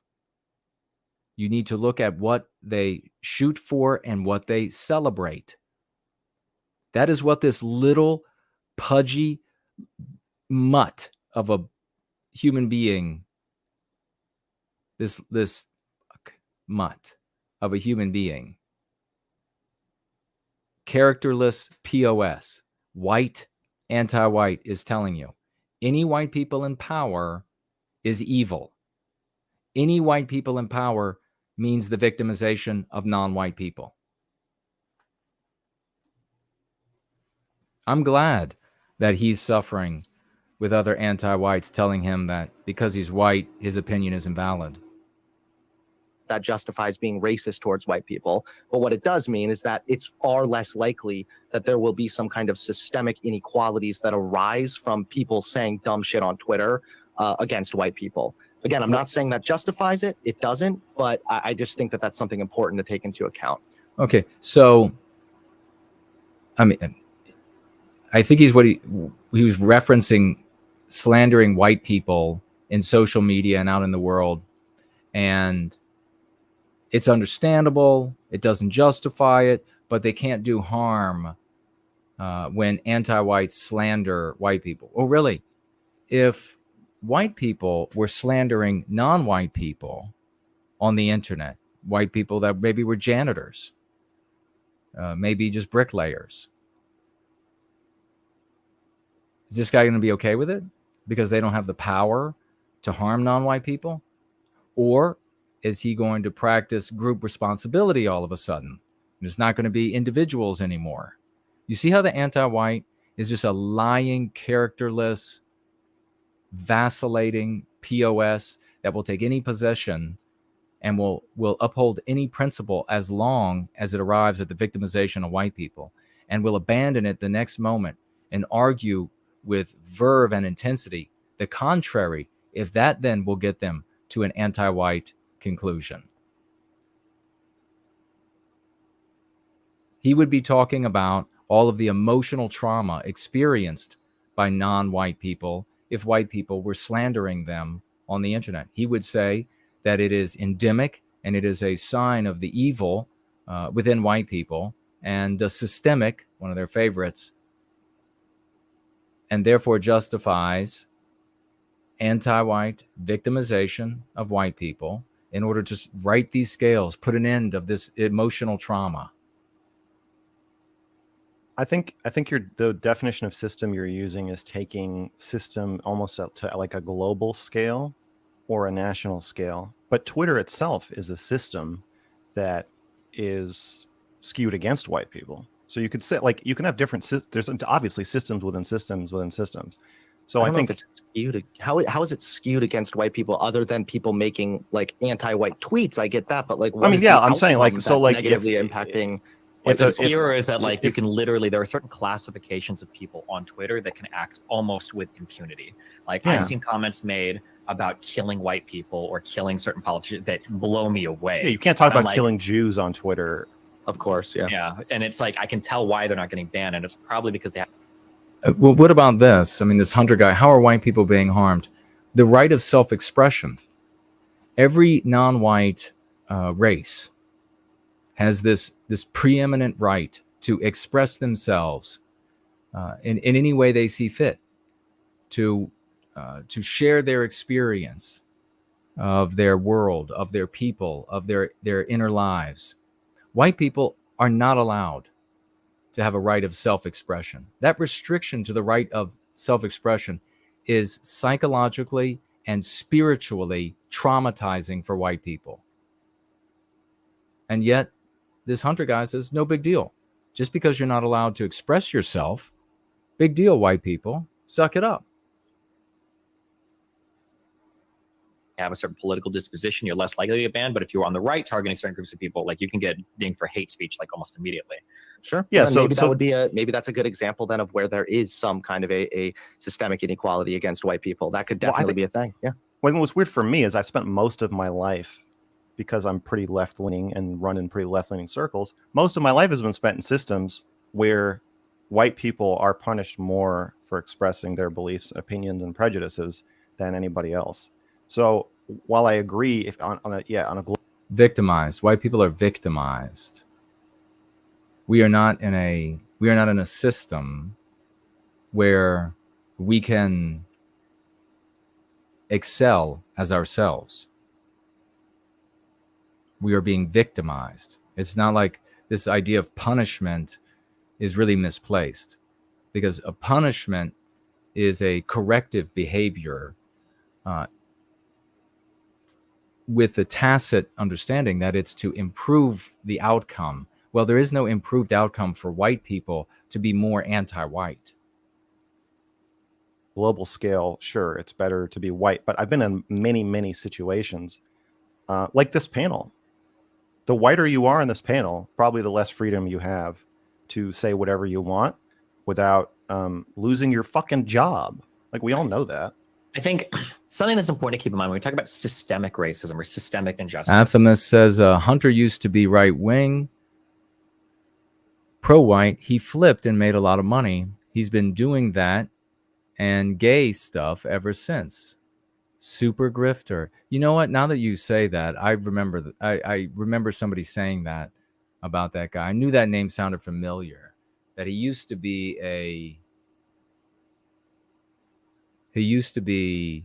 like a white sympathetic guy, and I think that he made fun of like SJWs all the time. It's just like video after video.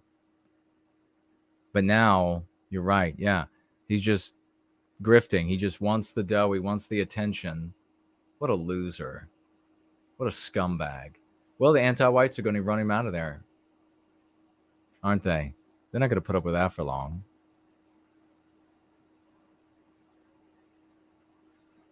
The system there, I think, is standing in more for like our broader institutions. So the institutions of like academia, like schools, or the institution of criminal justice, or maybe the institution related to voting or medicine. I don't know if I would say that like systemic injustice because people are mean to you on a certain platform, a social media platform, is like the same thing. Yeah, but Twitter is a bigger, the social media companies as a conglomerate are bigger. Okay, was the Destiny guy just arguing that white people being treated poorly, being discriminated against, being persecuted and victimized on Twitter, that is not comparable to academia, the workforce, etc., government, where presumably then I guess his argument is that there are systems in place to victimize non-white people? That's, of course, totally preposterous. He's been huffing on too many flesh flutes. Than maybe schools or certain groups of schools. What's the negative outcome that is impacting white people at disproportionate rates? Like you lose your job. People on Twitter being you can't talk. You can't talk, or you lose your job, or if you live in a horrible dystopian fascist state like LonerBox, you could go to jail. I'm not sure what you mean. How you can get in trouble or get fired for a bad tweet, yes, and sometimes that can be really ridiculously over but what the top. makes a bad tweet from you and what makes a bad tweet from me are different. I can say shit that you can't. But maybe Gambit. You can extrapolate that. This is such a lame conversation. Maybe I'll just chat with you all a little bit more. You can extrapolate from very clearly, and it's so abecedarian. You can extrapolate from what's happening and what happens on Twitter to every other media giant, to every university, to every government institution across the United States, every media empire, every international corporation. That's the way it works everywhere. What they're saying right there, and they're all agreeing to, is if you are non-white, you can attack and victimize white people with your words. You can be anti-white. If you're white and anti-white, you can attack and victimize people with your words. And as we can see again and again, that you can physically assault white people if you're anti-white, and you won't be charged, or you'll be overcharged and the charges dropped, or you'll be charged appropriately and the charges dropped. We saw this during the summer of anti-white terrorism. That's the reality. It's the reality at Twitter, and it's the reality at every other big institution, with the exception of Gab. You know, if you even go to these conservative groups, a non-white person, anti-white white person can say things that a white positive person couldn't say. In a conservative group, they have one of the most rapid immune systems in conservative groups and Republican politics. You can say lots of anti-white things. I was just reviewing Hannity and Hawley, and they were saying anti-white things. Hannity was saying, yeah, we'll let you teach the kids about, the first graders, about gender and whether or not they're attracted to little boys or little girls. But first we have to do the math and reading and science. So you could say all the anti-white things you want in conservative circles, even there, in conservative businesses, even there. But you say a white positive thing in a conservative circle, and they are on you, and you are fired fast. And everybody knows it who has worked in Con Inc. Republican Party, they are on you and you are fired. You are gone. So what they're talking about for Twitter holds true everywhere. And why is that? Because we are dominated by an anti-white narrative. We are dominated in the West by anti-whites. We are dominated, we have inflicted upon us an anti-white morality. So it's not just the laws. I mean, you can go all the way back to, was it 65 and affirmative action. Even before that law was put into effect, you had an anti-white morality which animated decisions across all circles of life, your family, your business, the employer, your schooling, everywhere. And we can find examples of this every time we look under the hood. The only place you see contradictions to anti-whiteism is in fiction and fictionalized reality. That's the only place you can find it. For example, fictionalized reality, you learn that Black people, up until about like a decade or two ago, they weren't allowed to even breathe air. They weren't allowed to see the sun. They weren't allowed to have any money. They were slaves up until about 2.5 decades ago, essentially. Of course, the hyperbole is warranted, given the kind of things that we are taught about how evil the white race was and is to the Black race. But we just were reading these articles in mainstream media about Black business owners starting businesses that excluded white people. Resorts, beachfront businesses in the 50s. Anti-whiteism, you go even further back, you get back into the 20s, you get back into the 30s, 40s, you have white people being animated by the belief that the moral thing to do was to sacrifice your people, white people, for these non-white people who needed our care, who needed us to take care of them because they weren't good at taking care of themselves. You can look back in the literature, you can look back at the books, at the plays, movies and TV shows once they were being made. You can see that. You can see it in the pamphlets at churches over and over again. Now, let me ask you something. When in the 1940s, for example, a church animated by this anti-white meme pathogen got together all of their canned goods and clothes and things like that, and they put them into an airplane. And the airplane, destined for some non-white town in America or even outside of America, flew over the heads of millions of needy white people. Was that not anti-whiteism? When those needed clothing items and medicine and canned food flew over the heads or drove by the poor and lower middle class white people who needed those things and needed their racial family to reach out to them, and these would be deserving poor, not undeserving poor. You couldn't live on welfare back then. These were deserving poor, people who had fallen upon hard times, people who were trying to climb their way out of terrible environments, terrible circumstances. When the aid, when the money and the food and the medicine and the clothes were put on rigs and drove right by their shanties out to non-white destinations, was that the moral thing to do? To discriminate against your brothers and sisters down the road? Or was that the immoral thing to do? This is perspective. It's like watching a documentary about lions versus a documentary about gazelle. When you're watching the documentary about lions, you want to see the lion get a gazelle. And when you're watching a documentary about gazelles, you want the gazelle to get away from the lion. It is immoral. If you care about our people, if you're not infected by anti-whiteism, it is immoral to fly or drive those needed items by the needy members of our race. The moral thing to do would have been to take care of our people, and then if there were extra, to reach out to others. But that's not what anti-whiteism in the 20s, 30s, 40s, that's not what it was focusing our people on. It was focusing on victimizing us. And that's exactly what it did.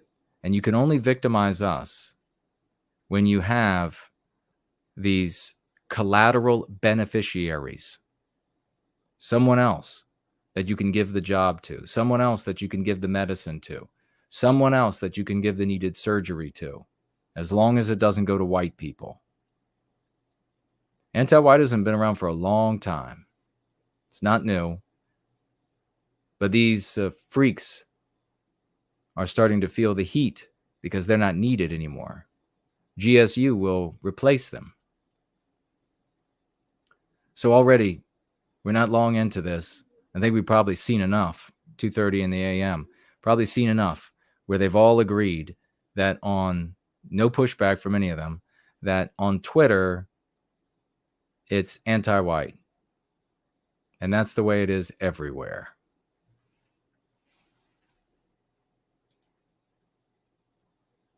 We'll have to get a video, like we'll have to get a debate where maybe the Destiny guy is against some person, and then we can then parse that and then give you my review on that. Or this Avallone guy who's mushy. Look at how mushy all of them are. Can you see that? I mean, I'm not saying you have to be stout or anything, but I'm just saying, I mean, they're like mushy and poorly dressed, and come on. Probably the Mr. Girl guy who's I guess he's self-admittedly maybe mildly anti-white. He looks like he's maybe the healthiest of the bunch. All right. But we'll shut that down. We'll see if you all have any questions or comments. But what a shit show that is. In fact, I think, what did he call it? Shambolic or something like that.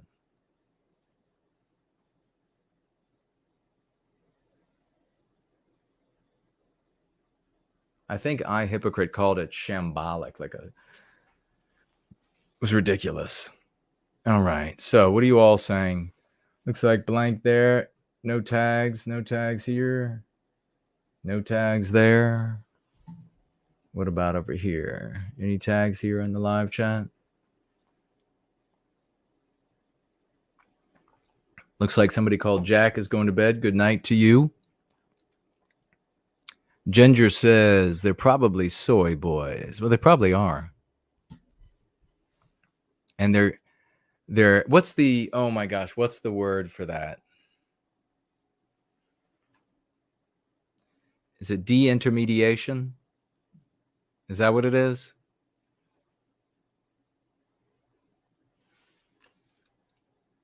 Let's see.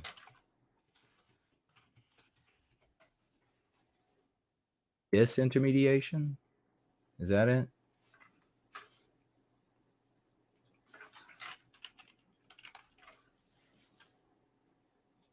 Disintermediation.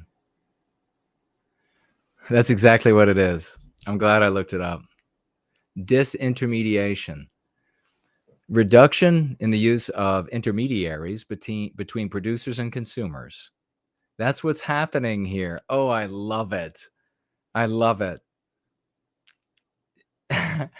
These anti-white white people, or white presenting people, are suffering disintermediation.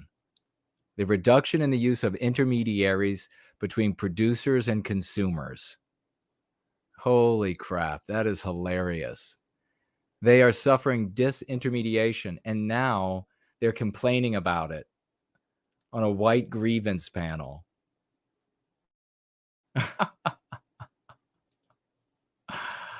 Oh boy. And I bet I don't know if it's just like a conversation or if it's a debate, but I bet you if there is pushback against what these first couple, Avallone and Destiny, were saying, and Mr. Girl, I'm guessing if there's pushback by what's that guy down in the corner, LonerBot or whatever. He's going to be, my guess is that, and y'all can just go check it out for yourselves. I'm not interested, but he's probably going to be trying to hedge on the, yeah, we probably should get rid of you, white guy arguments. It's probably not anti-white enough yet.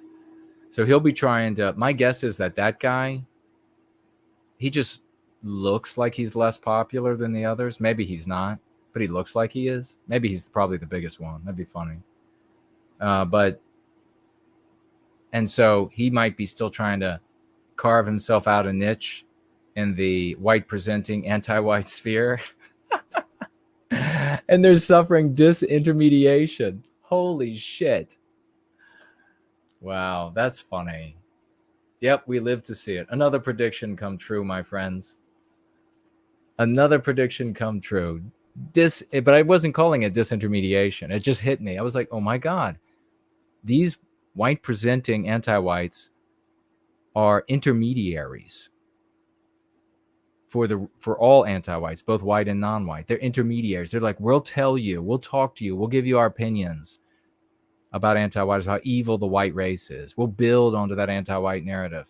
And now they're anti-whites of all races are like, no, we actually don't want you because you're white presenting. And they're like, let's have a white grievance panel.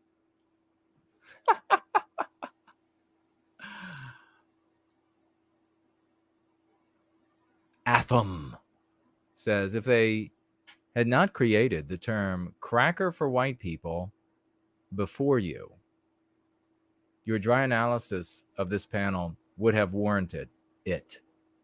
Maybe this will be good clips. Good night to you. That's funny.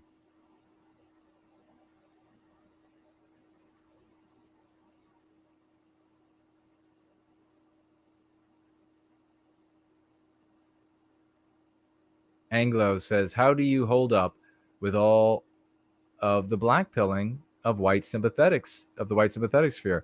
I stopped watching their stuff because it's too depressing. Yeah, I don't watch their stuff. These are anti-whites. JC Stalling says, looking good. Thank you. I'm always looking good. Might have to do some more as Mr.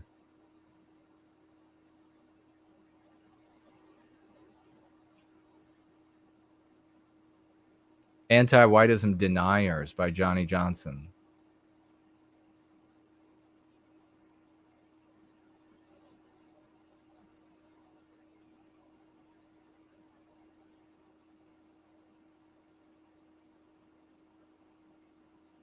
Yeah, I've heard that the Mr. Girl guy, I guess, only a couple things. I don't know anything about him, but that he's not a terrible guy. The other one's not so good stuff. But except I haven't heard anything about GSU and nothing about the loner. Launder said he used to play the bagpipes.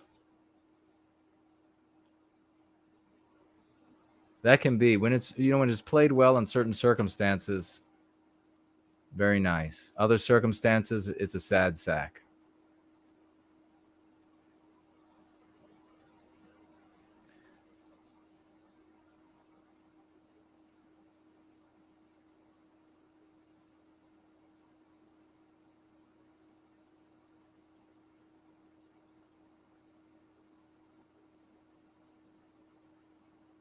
Anglo says, have I gone to a GFC event in real life yet?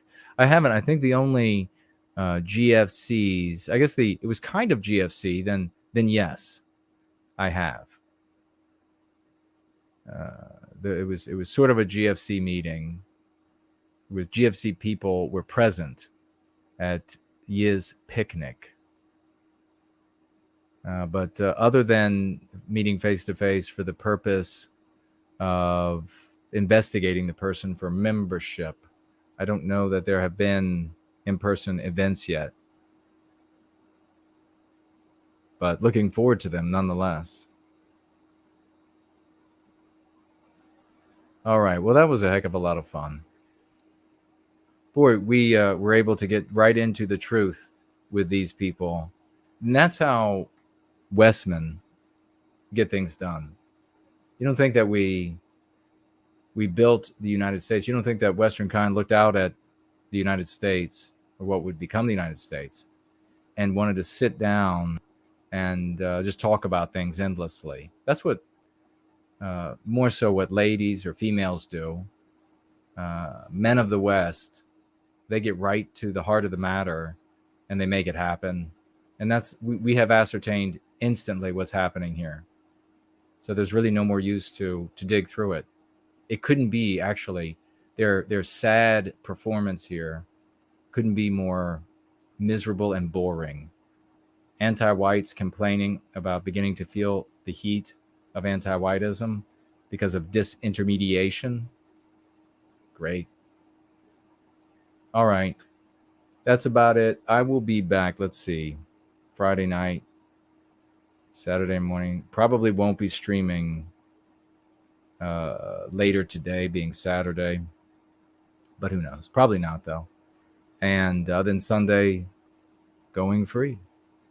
I will, at 5 p.m. Eastern, I will probably not be able to do Jason Goes Political this Tuesday.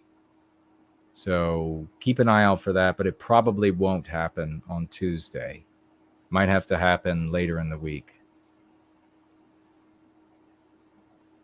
But unless there are any final questions, I think it's about that time that we wrap it up. What shall we wrap it up on? What video? What bumper? How about another Furnal Flaming Soldier No White Guilt video? How's that sound? Vexed says, howdy. You didn't just show up. Elaine says, I joined the California GFC today. That's awesome. Congratulations. That's fantastic. Montana Kids here say, good night, Jason. Well, thank you. Ginger says, good night, all. Thanks, Jason. Well, thank you. And good night to everybody. Relish the disintermediation of white, anti-white content creators. Let's look forward to a day, hopefully in the very near future, when white, anti-white content creators and organizational leaders are a thing of the past. Tan says, you should have a conversation with Mr. Girl. If he wanted to have a conversation, I would have one. Yeah, why not? If you know him, or is that Ian? I'm sorry. If you know him, then reach out to him. Tell him if he wants to have a conversation with me, I'll talk with him. I'll set him straight on anti-whiteism. We'll get them all talking about anti-whiteism. I'll have to say to them, at least get it right. At least call it what it is. It's anti-whiteism, buddy. Mr. Girl. Stay another hour, Jason. What, do you got to go to work in an hour? Is that what it is?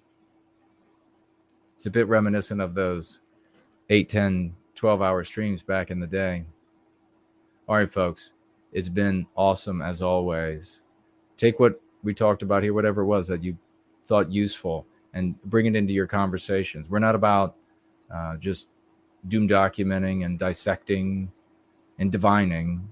We're about changing ourselves and our world. We're about thinking consciously about our thoughts, not allowing our subconscious mind to govern us, thinking for ourselves, not letting the anti-whites think for us, knowing what's really going on in the world, not being carried away by trends, this new one or that new fad, especially when it comes to political ideas and thought. We are mature enough, adult enough to get on a path that works and to keep applying what we have learned, these tools, to the challenges we face. And then when there are times when we have to modify things, we can modify them. But otherwise, we stay on the path, and we keep using the tools that work, and we'll get there. The path is circuitous as all hell, but we can see at the destination a dawn coming out almost in a handful of hours here. But this time, it'll be in the West. So love you all. Roll out.